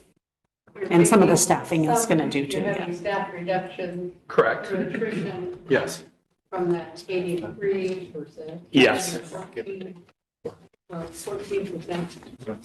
Hard to. It's hard to reduce some of that, yes. Right. Correct. So it's the 3% we talked about that we're reducing by 20%. And also in that 3% is really this investment in behaviors. So the 3% doesn't have a lot of room left in it at this point, but it isn't zeroed out.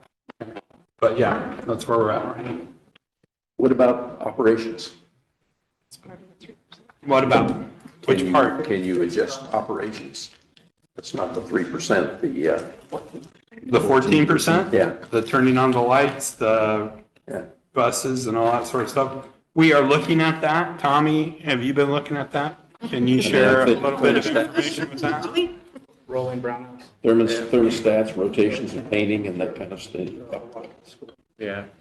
Well, you can only reduce that by so much. And there's a cost of doing business there.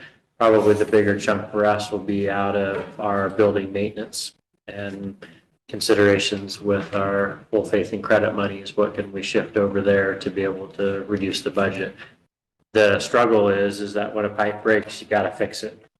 You know, so even though we're gonna reduce the budget there, you can only reduce by so much, and then when things happen, you have to go fix them, and we have to figure out where that money's gonna come from. So it's a small percentage. We're gonna be looking at that in all areas. But you also have certain areas in operations, transportation and food service where there's a lot of reimbursement that comes back from the state for that. So there doesn't do us a whole lot of good to cut in certain areas because there's just not a return on investment there. So yes, we're continuing to look, but it's a pretty small percentage that we're going to be able to change. There's only so much maintenance deferral we could do before you start getting into rusting or something later down the road. Yep. I would assume that there's certain projects and things that need to go forward because they're obligated by grants and things like that. Or talk about roofing at Redwood, or Lincoln.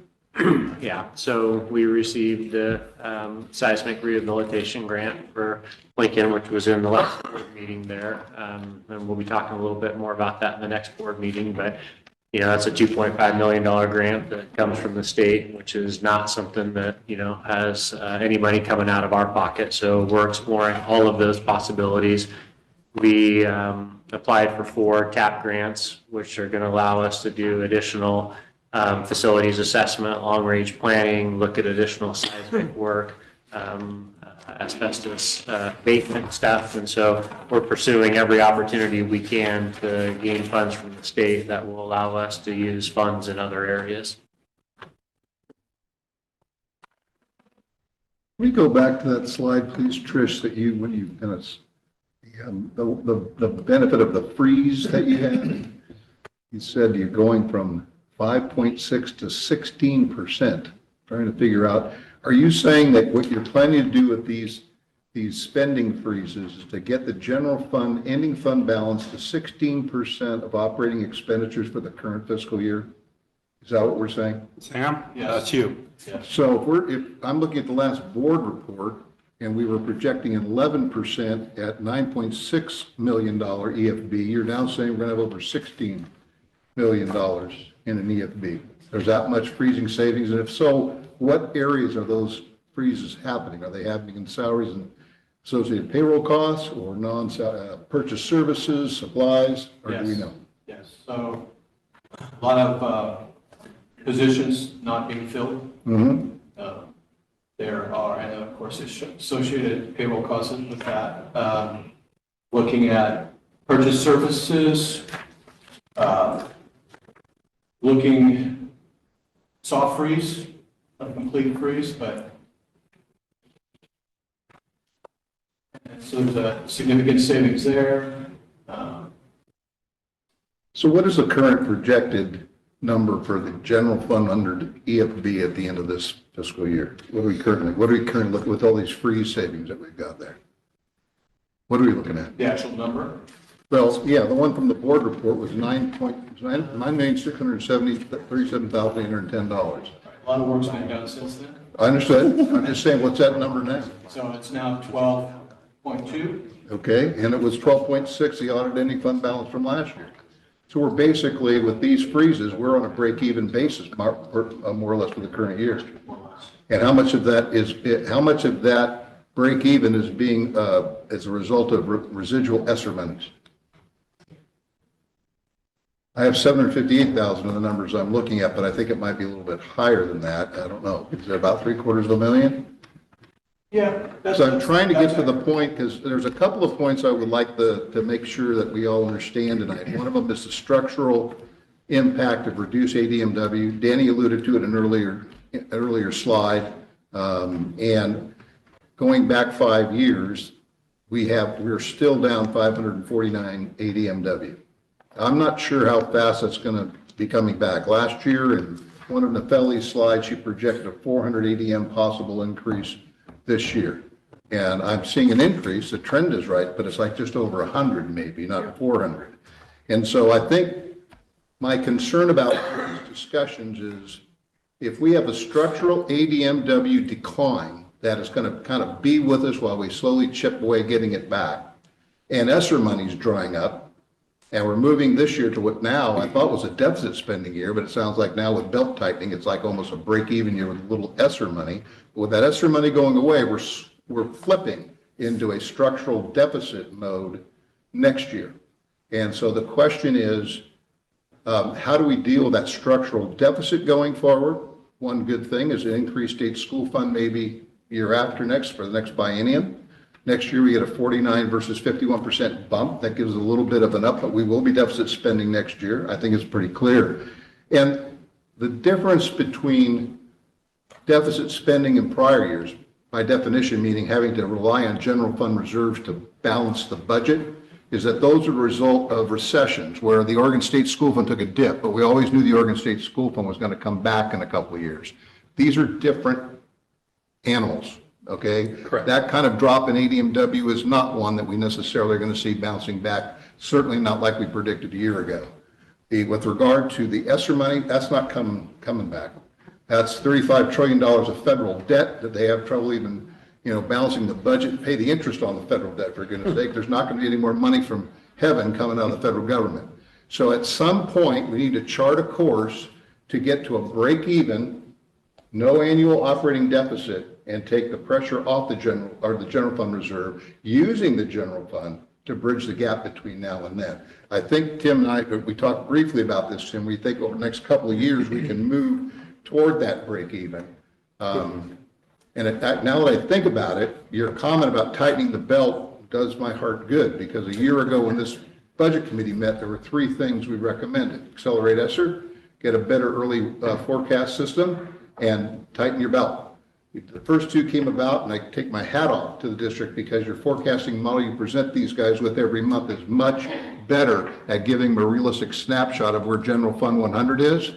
The belt tightening didn't happen up front, but it's happening now. And so I'm delighted to hear that we've got a $12 million fighting fund, it looks like, going into next year. It makes the job easier with regard to trying to, what are we going to do next year? We don't have to cut as much and then maybe try to do some behavioral support on the other side. But we have maybe one more year down the road where those decisions, which is that latest slide, there it is, well, it's up there. Next year, we probably are going to have to be looking at some more significant to right the structural deficit ship, because those two underpinnings, I think, are permanent, more or less permanent changes, or at least as long as we can see. So those are my comments. But so we're still sitting same place we were 2 years ago when Sherry said we were down in elementary schools worth of students. We're still down in elementary schools worth of students. That is correct. Nobody's recommending that we close an elementary school. Let's say that again. This, for my part, yes, not recommending that we close an elementary school. No one is. But we do have to get to a place where our spending's aligned with the population we have. And I think that is an important point to make, because one of the things that we have heard from some of our elementary principals is, well, I'd rather keep a classroom teacher than maybe do some of these behavioral supports. And Danny, in his wisdom, said the adjustment to the staffing is because we're fewer students. We have to make, no matter what, we have to make that adjustment. The supporting the behaviors or students with those needs is a must-have, and those are not the same conversations, right? One is, this has to happen. If there were no behaviors in the world, this has to happen. But because we have behaviors, this other part has to happen. And so we are working diligently to, through attrition, make some cuts to staffing so that we are getting our staff levels more in line with our student population. You want me to go That until is we have a not going to plan? be, what's that? You want me to go on till we have a plan? Because you just started it. I do. Well, let me go back one. The reason this says 6.5 to 8 million, all right, we don't know what we're going to get from the state school fund in July 1 of 25, right? So worst case scenario, Sam's telling me I have to cut $8 million between today and September 1st, 2025. We could be in a situation where we don't have to quite spend or cut that much. But we have lost $6 million per year in student enrollment. And we have to adjust for that at some point. And that's just the reality of the situation. And I do want to say kudos to John, because as we're talking about all these supports for students with behaviors, I keep hearing John's stressed about deficit spending. Sam, why is John stressed about deficit spending? He goes, I'm not sure, because I look at the numbers and I'm going, it looks right. So finally, Sam called John in and said, show me what you know. And they talked, and then Sam came and said, well, here's where we're at in the world. And yeah, we are deficit spending. It's hitting now, because we are running out of all the additional supports from the federal government. So, but we're not putting our head in the sand. We're facing it head on. We have notified the staff of the situation. I've sent the staff an email a few weeks back saying we're going to be working on this, and we're going to bear the brunt of it across the board. So, okay.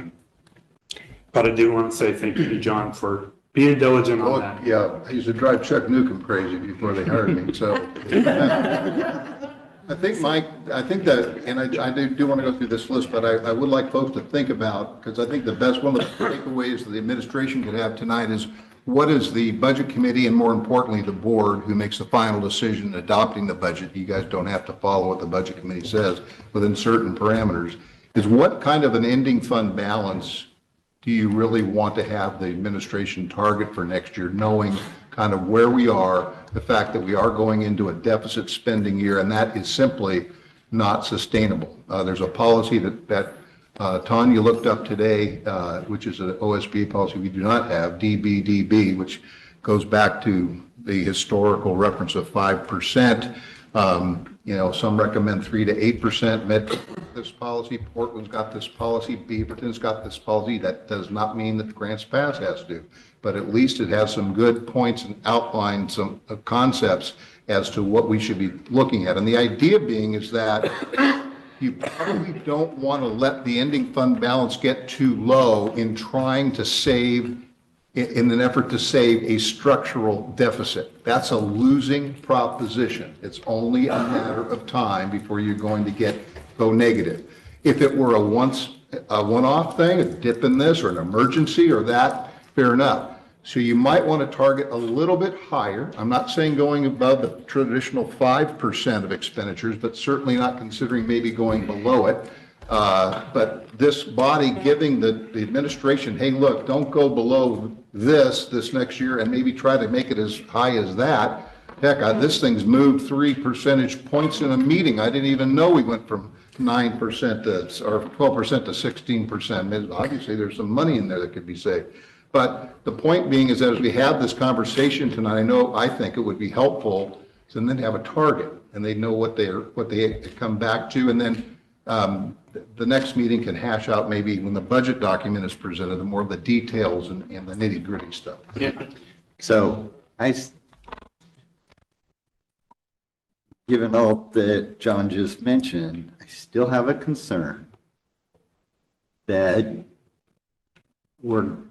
we have things that we've been doing, sinking funds for stuff, reserves for stuff. And those become easy targets to kick the can down the road. I think it's not time to kick the can down the road. I don't think you're going to hear us tonight saying we're kicking the can down the road.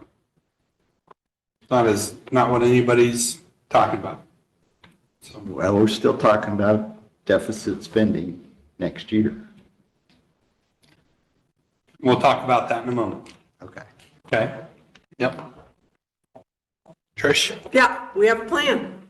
Oh, is it mine? Oh, it's still me, You have a okay. plan. We have identified areas for reduction, okay? And we have identified key investments needed to address the concerns. We've been working hard on this. Sam and I started working on this back in December, I mean, sometime in then. And we have a well-worn path between our two office doors. Sam's getting tired of me coming over there. Right, Melanie? Yeah. So, we have really looked at where we can reduce that will maintain still some high levels of programs that we all cherish here in Grants Pass. But we've also looked at areas where we can start trimming the budget and not by a little bit. Okay. We have recommended an ending fund balance that exceeds the minimum per board, well, not per board policy since we don't have that policy, but recommended by But the that board. policy, if we had that policy. Right. Exceeds 5%. It's definitely been passed, right? We have identified contingency we think is more than reasonable. And so we have created a budget that would, not a budget, we have created a plan to create a budget. Because Sam is like, I haven't even started the budget part yet. That would have an ending fund balance projected for June of 2025 of 6%.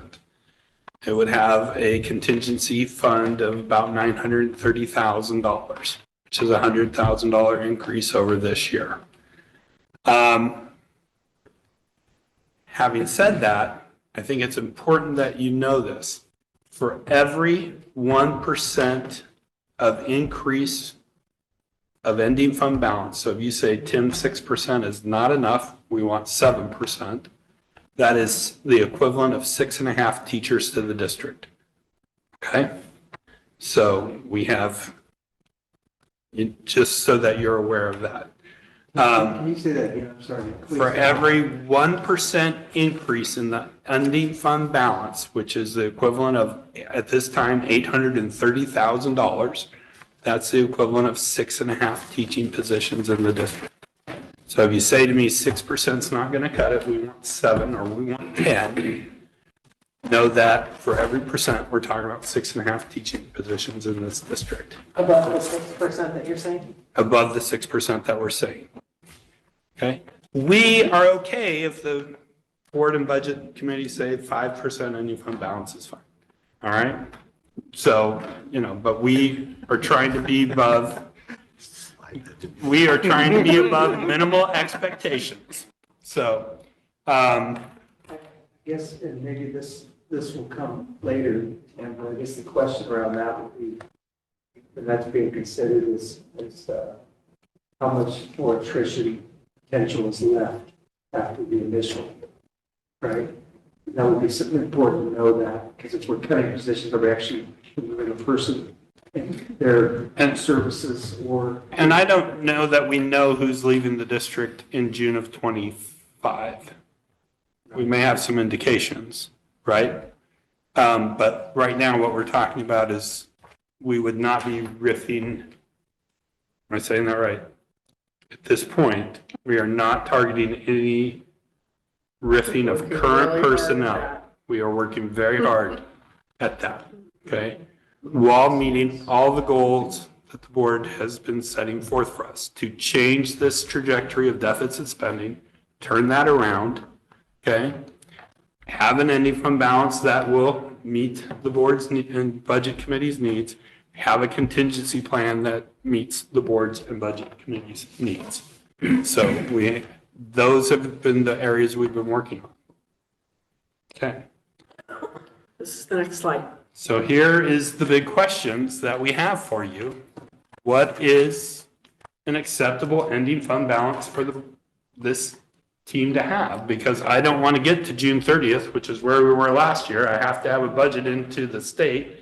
And now we're saying the ending fund balance or the contingency fund is not sufficient, and you're going to come back in September and change it. So what is our minimum ending fund balance? Give me a target, folks. I need to know. I think it's helpful to know what 1% equates to, I think it's hard to come up with that number without knowing what we're trading for. You know, if it's another 1% or another 2%, what exactly are we trading for that? Or going the other way, if we make it smaller, what are we gaining from that? I mean, at least for me, I would need more information to really dial. 2% equals 12 teachers. 13. Yes, but, 13. but are they attrition or are they not? Because that makes a big difference on impact. At where we're at right now, at the 6% that we're talking about, we are doing it all through attrition. If you come to me and say we want 7%, I'm laying off 6.5 teachers. So currently, Or I'm cutting a school day, or I'm laying off EAs, or I'm cutting other positions. I'm saying teachers, it's the equivalent of, because that's just the easiest way to see it in your mind's eye. okay, so if I understand correctly, Tim, you're saying basically already with what's being proposed at the end of attrition cut potential. Yes. Correct. The next position will be a person's job. Yes. So,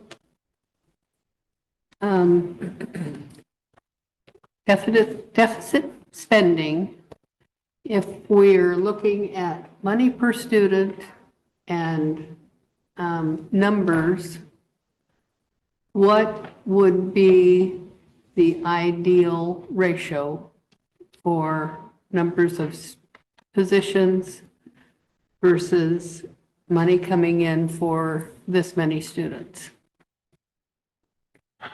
I think I understand what you're asking. And so you're saying we have 5,600 students, how many teachers should we have for that? Right. With the number, that would be a number I'd have to figure out and get back to you. I don't know that I know that off the top of my head. And then. And we tried to be prepared for any question. I wasn't ready for that one. And Tanya, you're writing that down, right?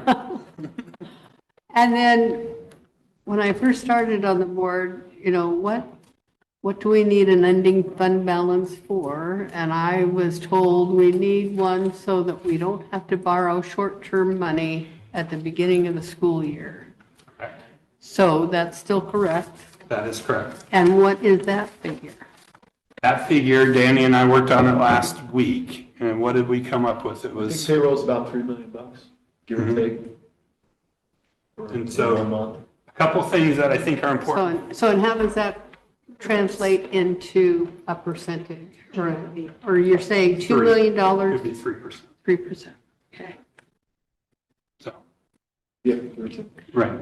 And as I recall, I think in my experience, 3% has been the lowest ending fund balance we had, and that was during a Great recession, probably. Great Or the recession. 2001 recession. That was 07, 09. 07. Yeah.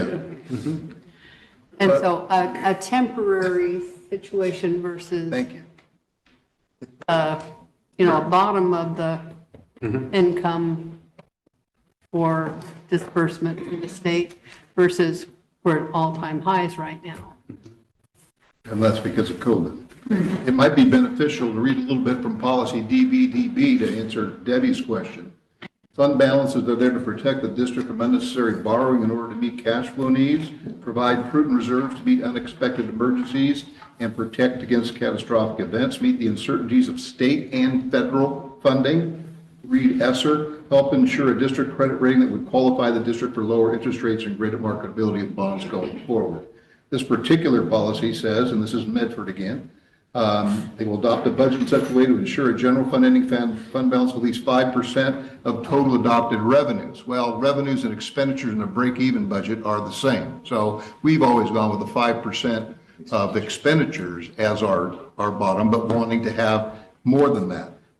Government Finance Officers Association recommends at a minimum 5 to 15% of regular general fund operating revenues.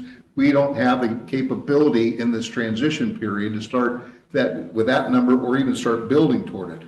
The Oregon Association of School Business Officials recommends at a minimum an unrestricted ending fund balance of 3 to 8% of the general fund budget. Hence, the underpinnings plus our CPA's recommendation back in the day for a 5. It's right between that 3 and 8.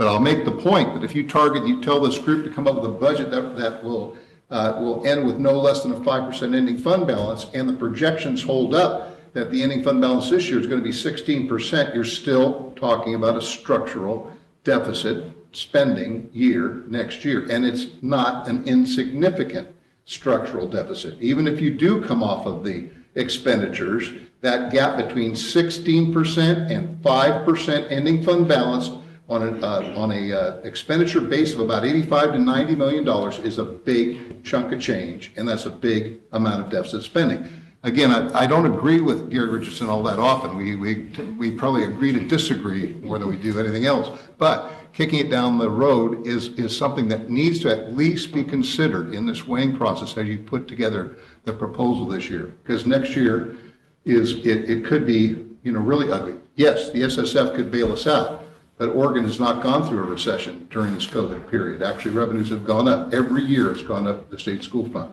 And if they go from 10.2 to 11.2, that could be a $10 million state school fund over 2 years increase for us. I hope it happened. But in any event, those are some of the moving pieces. So whether it's 5%, maybe 7%, whatever this group seems to feel that they want to target, particularly since we're still in deficit spending mode, I think that needs to be hashed about a bit. So, when you're trying to future out, the more unknowns you can eliminate, the better. Try to make a good decision. And one of the unknowns is local growth. How many families or children are they coming in to just do growth locally? But I guess we're trying to eliminate that unknown. I understand we are working on having that assessment, right? Correct. And we'll have that report August 1. That's great. I mean, it doesn't help us now, but I guess I just point that out, but that is a pretty important one.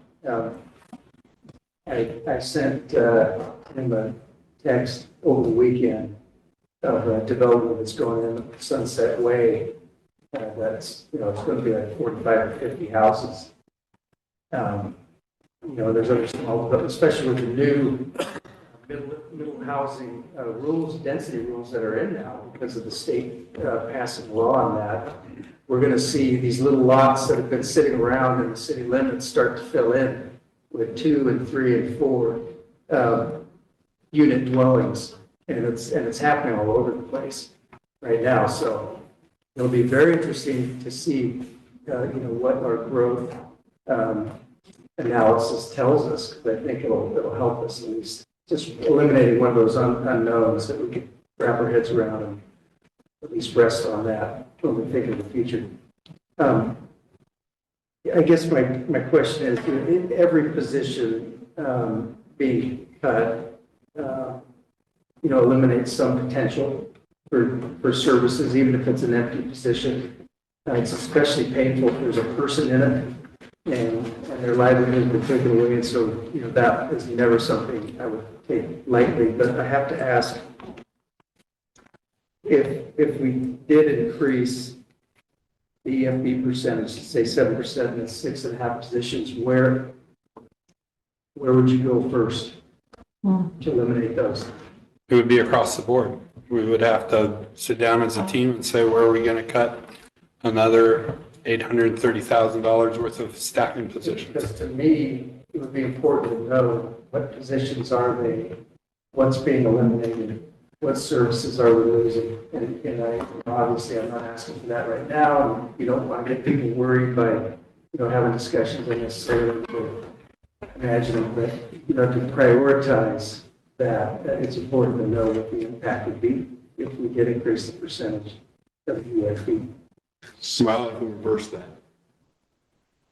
Hmm? I'm just going to try this out. Let's reverse that. What if we change the slide? So we do have some things that we could have you do, and I think I would add to this. So, and you guys can tell me, Danny, you're off your rocker. So you have a number on your name tag. So we were going to break you into some groups. So we have some questions for you. So like if we did have to dig deeper, what are some things that this group would say, these are untouchable? So hypothetically, I'm going to assume marching band is untouchable. It's one of the showcase highlights of the Grants Pass School District. Okay, so I would anticipate somebody's going to write down the marching band program.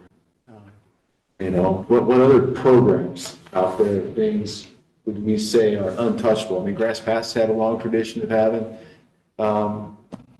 music and PE specialists at the elementary grade levels. Are those still untouchable? Those are some of the things that will. Quit talking about music.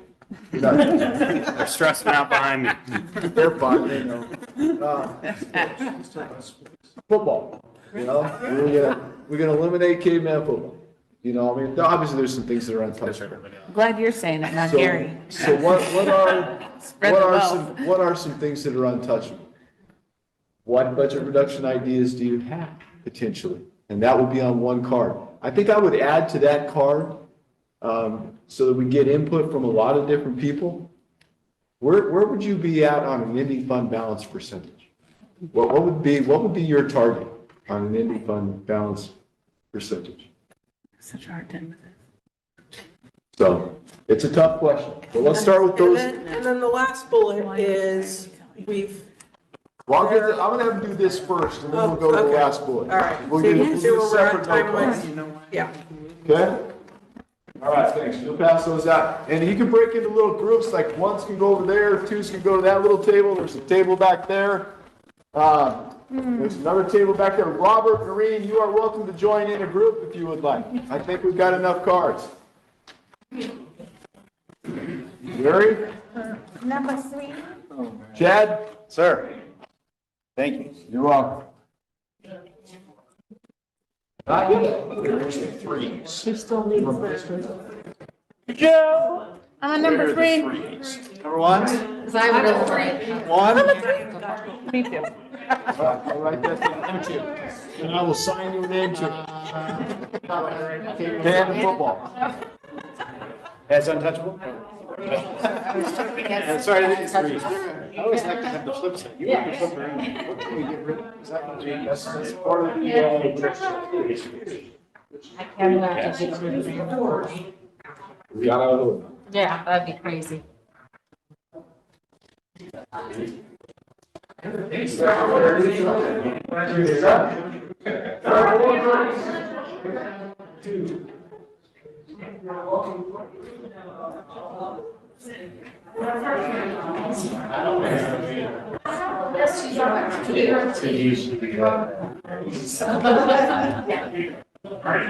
gave her a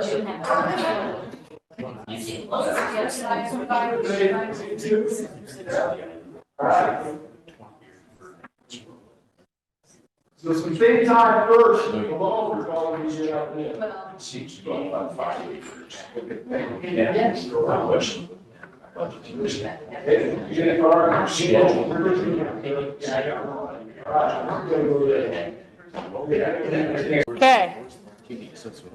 Yeah, I hear you. Walk over there.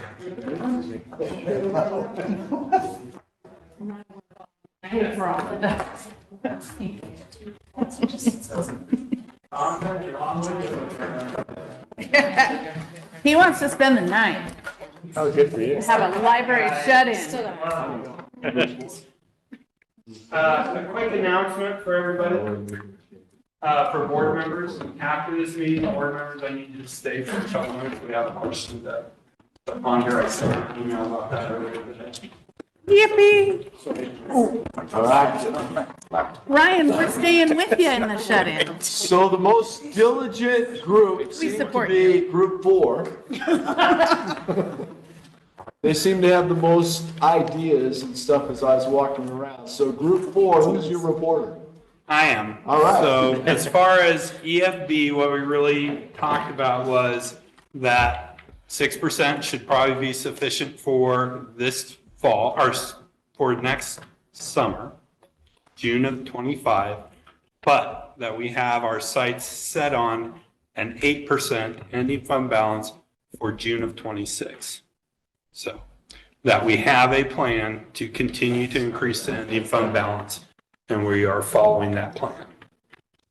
And that was not my idea. All right. And any attrition, No, that, I said it's- and any attrition that was usable would accrue to the ending fund balance. Correct. Yes. That's a good way of putting Yes. Well said. term. Would it depend on the type of attrition? That's why he's saying the usable, okay. So Danny had a good example. We have 3 science teachers leaving Grants Pass High. We are not eliminating 3 science positions at Grants Pass High. That's not practical. Right. So, but on the other hand, we had a math position posted at Grants Pass High for an entire year, right? No. Just for the last couple weeks. Oh, Last year. Oh, No, last year. Yeah. Gotcha. Right. am I Last right? year. Yes. Okay. And they figured So it out. some are more practical and some are less practical, but we are certainly keeping in mind that usable attrition is going to be used. All right. We'll come back to you for untouchables. Group 3, where was Group 3 at with ending fund balance? I will speak for us, but feel free to fill in. 6% was completely, you guys have put a lot of work into what you've already done, and we appreciate that. That seems to be a pretty comfortable moment. Great. Thank you. I think that moves us to Group 2. Can't say that we nailed a percentage, but 6% was probably one that came out the most, but I think a lot of sentiment was what does 7% mean? I just made the sentiment that I would need more information to really target what that would look like. Either the more you keep, the better you are longer term. What does it look like? You're gonna protect yourself where you're heading. So, generally, yeah. 6%, would need more information if we were talking 7 about where those cuts might be. More specifics. Okay. Group 1, what did Group 1? We were totally unified and strong and coming out with 2 separate answers. Perfect. 2 people said 6% and 2 people said 8%. Okay. So what they really were referring to is what our plan was, 6% next year and 8% the following year. I'm not quite sure that's what some people. That's what I heard. Knowing that group, that may not have been precisely what was said. I think the discussion was more, what does 7% actually look like? I know it is painful to think about 6.5 teachers, Sam? but it would be, I think it'd be important to actually look at that. And so I'm curious what the options are. What does 6% look like? What does 7%? What does 8% actually look like? As opposed to just one percentage, this is what we do. I know last year you guys talked a lot about those of you that were at the table. Ideas and options for how to make cuts. I think that's a really important discussion to continue to have. At least those are my thoughts as one person in that group. Well, and Table 1 is a little bit concerned about the fluidity of the numbers, going from 9 to 12 to 16 in a short amount of time, and we want to know how that happened, and is that a trend we can look at going forward, or is that shuffling that we don't understand? The other point I would make is that, just doing the math real quickly, if the number, that 12+ million ending fund balance holds up and you've got a 16% ending fund balance and the projected deficit for next year on a rough cut basis of the general fund, and that's including all roll-up costs and everything else I think that's in there, is $6 million-ish. Well, you're going to have $12 million. You're going to spend that. You can deficit spend again. You can go ahead and run that deficit, and you'll have $6 million left, and $6 million will be north of 5%. So you got to be careful here in terms of saying, okay, we'll get 5%, because to be honest, you may at the end of the day we get 5% in our sleep with that ending fund balance now at 12%. So you're going to deficit spend, but instead of going from 9 million to 3 million, which is kind of what the rough cut was a while back, now we're going from 12 million to 6 million. Well, what is $6 million? 6 million divided by the projected expenditures for next year is more than 5%. So I don't know. Again, that gets back to Gary's point about the down the road, and we got, we're going to just go, we can go around this merry-go-round again and still feel pretty good about the 5%, but we haven't addressed the structural deficit. And so, and maybe the state school fund in 25, 27 comes to the rescue, a lot of moving parts, new housing developments, all that stuff. But I think whatever comes out of this recommendation tonight, whether it be 6, 7, 8%, I would like to see the administration take a look at, okay, what does that really mean in terms of what we have to cut in order to maintain that? I don't think the carving knife's going to have to be that sharp if you go up 5%. But that's based on a $12+ million ending fund balance. All right. So, the one thing I'd like to see looked at, I've mentioned this a couple of times in our group, and it comes from my own personal experience, so maybe it doesn't even relate here, but looking at deferred maintenance. And if we had a 20-year deferred maintenance plan, we could look at the rotations of replacement and refurbishing and changing the scheduling of that, and that would address part of the long-term stuff that you're talking about, because it wouldn't just be a one-time shot, it would be over a period of time. Whether it's a simple thing like painting a room on a five-year rotational schedule and changing that to 6 years, or roof replacement, or whatever the case may be. Because 17%, 16% of this budget is not a small number. No. And, taking some of that out of there could potentially make a difference. So, Anything about personnel, but that would be interesting to hear more about. Anything that can last 20 years, we're working hard to move into the full faith and credit money. Even if it is wood chips. So far out of the groups. To Member Higgins' point, I did not hear anywhere anybody say 5%. The lowest I heard, most consistent I heard, both would have been 6%, with a range from the group of 6 to 8%, wanting to know more specifics about what a 7% and what an 8% might look like. Right. That's what I heard. I also heard, did I hear correctly? Pretty close. That's not what Tim heard. Well. No, Tim heard 6%. Following year 8%. I'm almost certain that's what I heard. I'm going to go to bed tonight with those numbers in my head. 6% will get to cut anything. All right. Also looking at continuing, if attrition is just hypothetical, let's just say we have 60 fifth graders at a school and we're slated for 3 teachers at that grade, and potentially a teacher leaves in August, and we may need to make the determination at 5th grade, hypothetically, that we will only have 2 teachers at that grade. That could be considered, possibly considered, depending on what Susan says, a usable attrition that would then move into that ending fund balance as well, taking that into consideration too, right? And all these conversations did not include moving or sinking funds and other reserves into our ending fund balance. Correct. We didn't talk about moving the sinking fund. We did not talk about moving the PERS reserve into the ending fund. You had those up there. But if you want to count the 930,000 of contingency as cash on hand and an ending fund balance, you are now at 7% plus. It is cash on hand. When was the last time we spent the contingency fund down in this district to 0? Anybody know? I don't know about 0, but I've watched $500,000 disappear out of it really quick.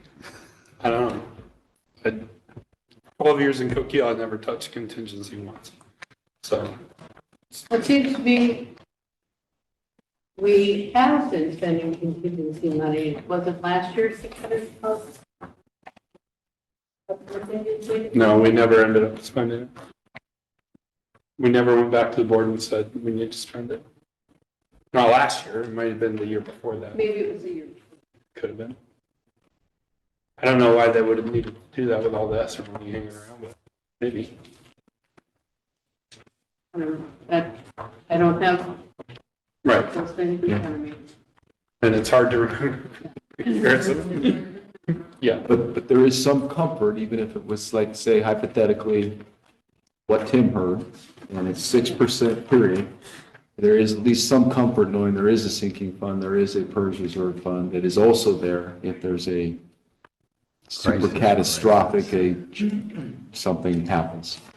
John, in your experience over the years, and I'm asking also Gary and Debbie, when was the last time you had an ending fund balance projection and it went down? And it went down? Yeah. I don't think we ever missed an ending fund balance, Mark, to be honest, because we did have the contingency cushion. We didn't spend it, it fell to the bottom line. You know, one option you can use that contingency for, if you appropriate to that line and you don't use it, the board could move that, those appropriated dollars into an interfund transfer account and fund PERS reserve, fund deferred maintenance, i.e. sinking fund.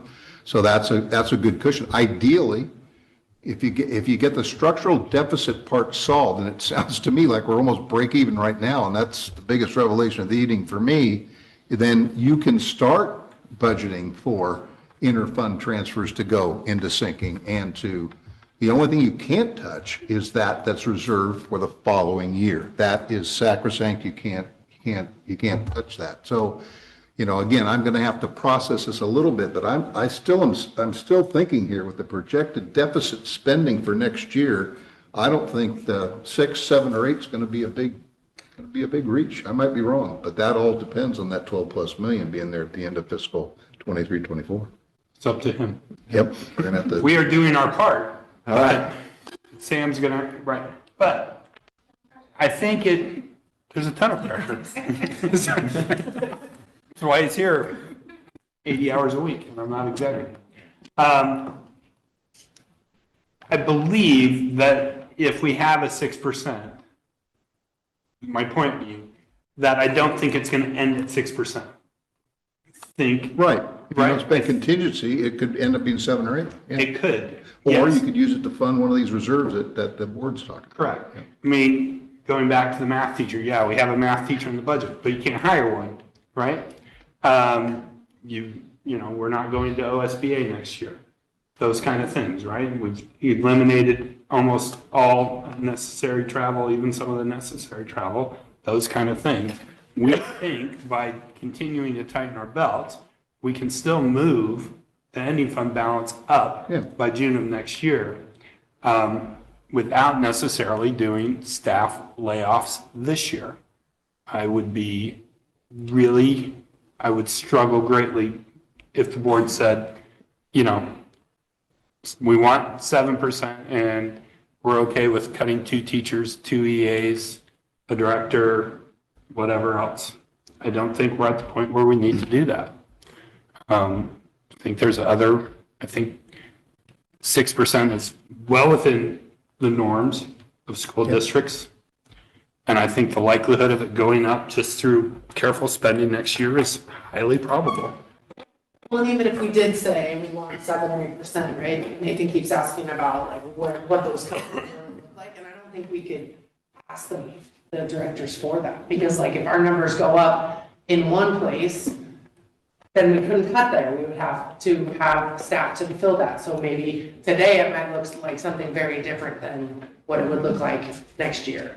So I think that's an important piece for thinking about what those cuts would look like, is we can't project that until we have enrollment numbers and where they are and where those kids are going to sit.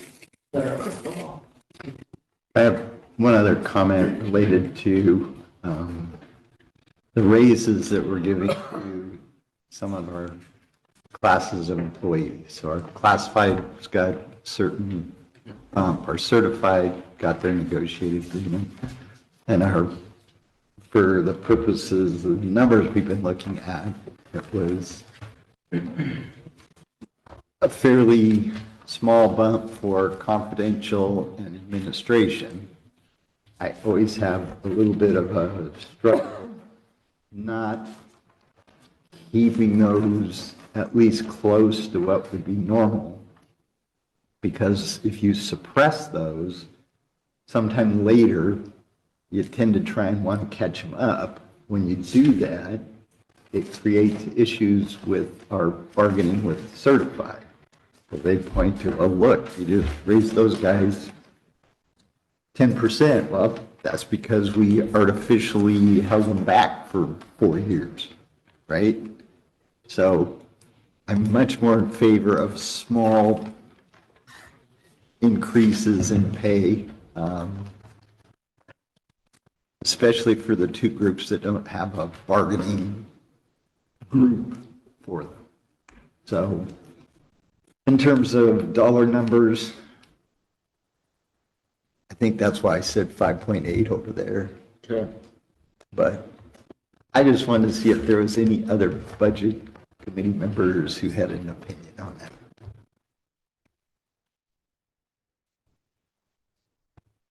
Other budget members, what? If they have an opinion. You can always come up with an opinion. But, you know, structurally, thinking about that, from a historical perspective, I know when I first started being on the board, we had 300 certified, 300 classified, and 3 left the rest. So that's, and about the same, and maybe I'm wrong there, but about the same number of students as we now have. So structurally, we have grown in support. And they've always, all those changes have made sense at the time, but, you know, if you have to reduce, that's something to look at. How did we deal with it 20 years ago versus now to get those numbers down? We didn't have as many programs either. But I want more support for our students instead of less. There you go. The state legislature has been in session 10 times since then. What's that? State legislature's been in session 10 times since then. Lots of time. With 100 laws each year. Gary, are you asking for budget committee input on your proposal to balance the budget on the backs of non-bargaining unit staff by holding and freezing their wages? I disagree. Sorry. No, he's saying the opposite. So what we told Gary is that we know that classified staff's getting a 4.25% raise. We know that certified's getting a 3% raise. Right. So we have confidential and administration left. And one of the things that we're saying as a group is that, well, that's not really fair as a group. Yeah. As a superintendent, what I'm saying is that we'll give confidential staff a small increase and administration an even smaller increase. And Gary thinks that that is not acceptable, that we should continue to give confidential and administration raises that keep us competitive with our neighboring districts. Oh, so he would like you guys to get a blend between the 4.25% and the 3%. No, we're not going to do that, but it might be more than what I'm suggesting. I see. Yes. So. Well, I wish he was that generous when I was in your chair. Mary, I don't think, from a committee standpoint, I don't think many of us would disagree with you, which I guess is safe to disagree, but, how do we from that? How do we, I disagree with you. I think all of our staff deserve the raises that we But Sam doesn't come up with 12 million at the end of the year, he's not getting a raise. Start. So did you, or do we need to get to any of the things that were untouchable? Did we get that far in conversation, or is I that? would like to just say that I think our table can discuss, trust you guys. You guys, this is your job. And I think that affecting education is not something that I would want. But you guys have put lots of thought into this. And so I will say, I trust you guys. And you're doing good things. Hard things. Good. Yeah, I would just piggyback on that and say the same thing, as we talk about programs, we talk about whether it be academic or extracurricular or what have you. You all know what's engaging students, what's keeping them in school, what's increasing ADM by having students who are engaged. I mean, I think that's something that's honestly to be left to you all. As a community member, I can arbitrarily say things I care about, but honestly, it doesn't really, I think you all know what is engaging and impactful for students and children. I was in Cassie's group, and I'm in the same camp that Cassie is in for two reasons. One is I do trust you guys. I've worked with you now for 7 months, and it's an incredibly gifted group of people. The other thing is I haven't been in the district long enough to make an educated assessment. I mean, if I looked at a few things, I look at you guys having 30 AP courses. That's incredibly rich. You know, you can cut AP courses, but what would that really do? I don't know. You know, probably not a whole lot, because some of them were taught along in concert with the regular classes. You know, but for me, the big thing was deferred maintenance. I think that's where I saw it right as a potential. I shared with our group that in 2007, as I was leaving Eagle Point to go to Beat Falls, Eagle Point cut middle school athletics to save money during the recession. And immediately, 200 middle school students went to Central Point or Medford.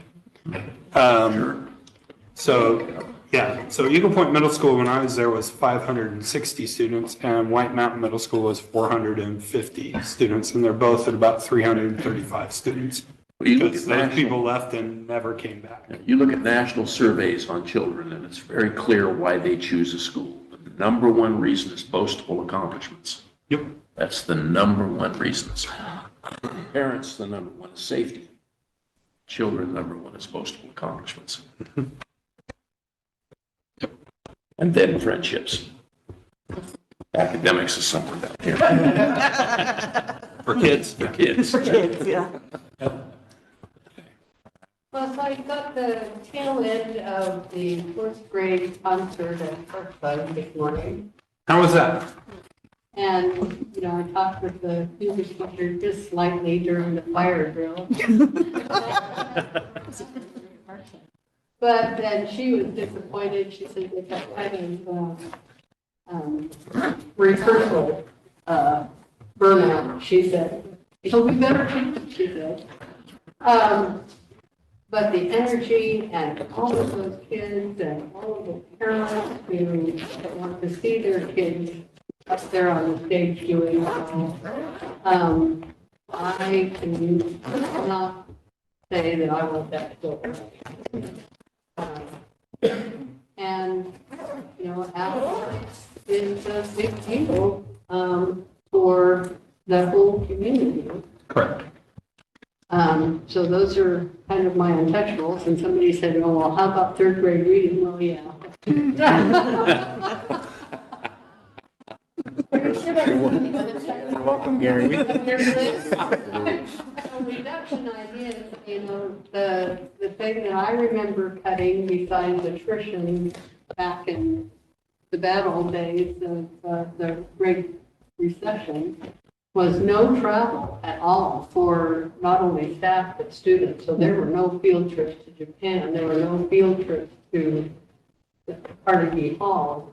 Well, those are student fundraised items. It didn't matter. It was at that point we were concerned that we would have to go to parents and say, we need the money you would have spent on your kid for that just to keep the teacher.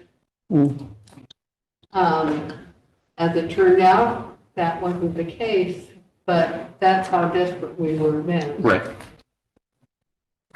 And so there were students who did not have those opportunities that are in some cases life-changing for someone. Right.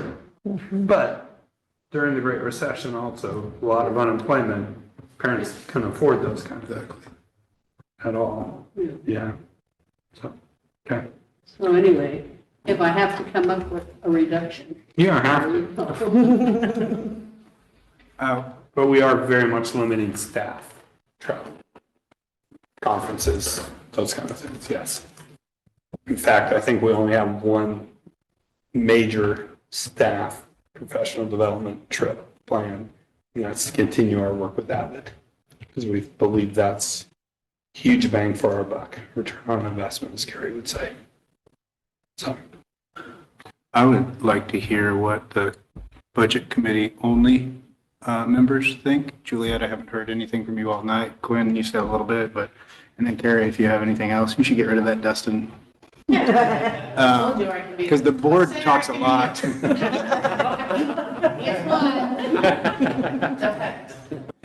The board talks a lot all the time. I'm really curious what you all have to say.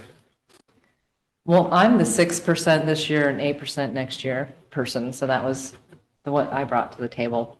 Told you it wasn't from me. Yeah, because I do think that they have, if you look at historical spending and how you budget for a certain amount of money, but you can see this year you actually don't spend all of that. I think they can get to 8. I also think correcting right now with so many unknowns, a sharp correction is not going to help the school. Like your example of cutting sports and then losing kids, we shouldn't do something that's going to impact enrollment, because Grants Pass has some really special things that draw students to this area. And if those things go away, we're going to have a different problem because we're going to lose students. We don't want to lose students.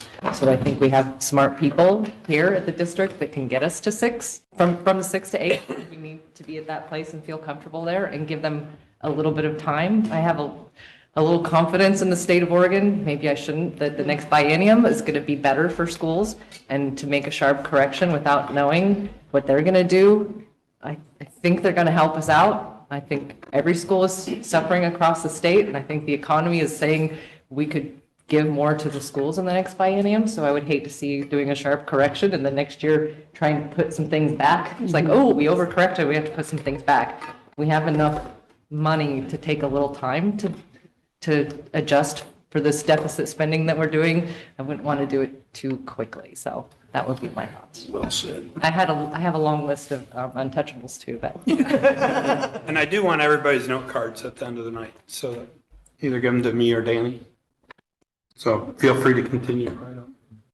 Thanks, John. Quinn, anything? I would agree. I mean, my thoughts are right in line with that. I don't think that it's necessary to have a target that's higher than 6% at this point in time. I think that we're going to land a little bit higher than that, and then having that target of that increasing over time, I think is a really strong approach. And knowing that with the way, like, I understand that we're deficit spending at this current point in time, but as John brought up, we're also breaking even potentially over this current period of time. If that trend continues, I don't feel like this is in line with the conversation we had several years ago about how ESSER funds were being utilized, and where we were using that to heavily backfill staffing. That conversation, if we were having that conversation in this context, then yes, I would be absolutely saying we need to have a higher ending fund balance percentage.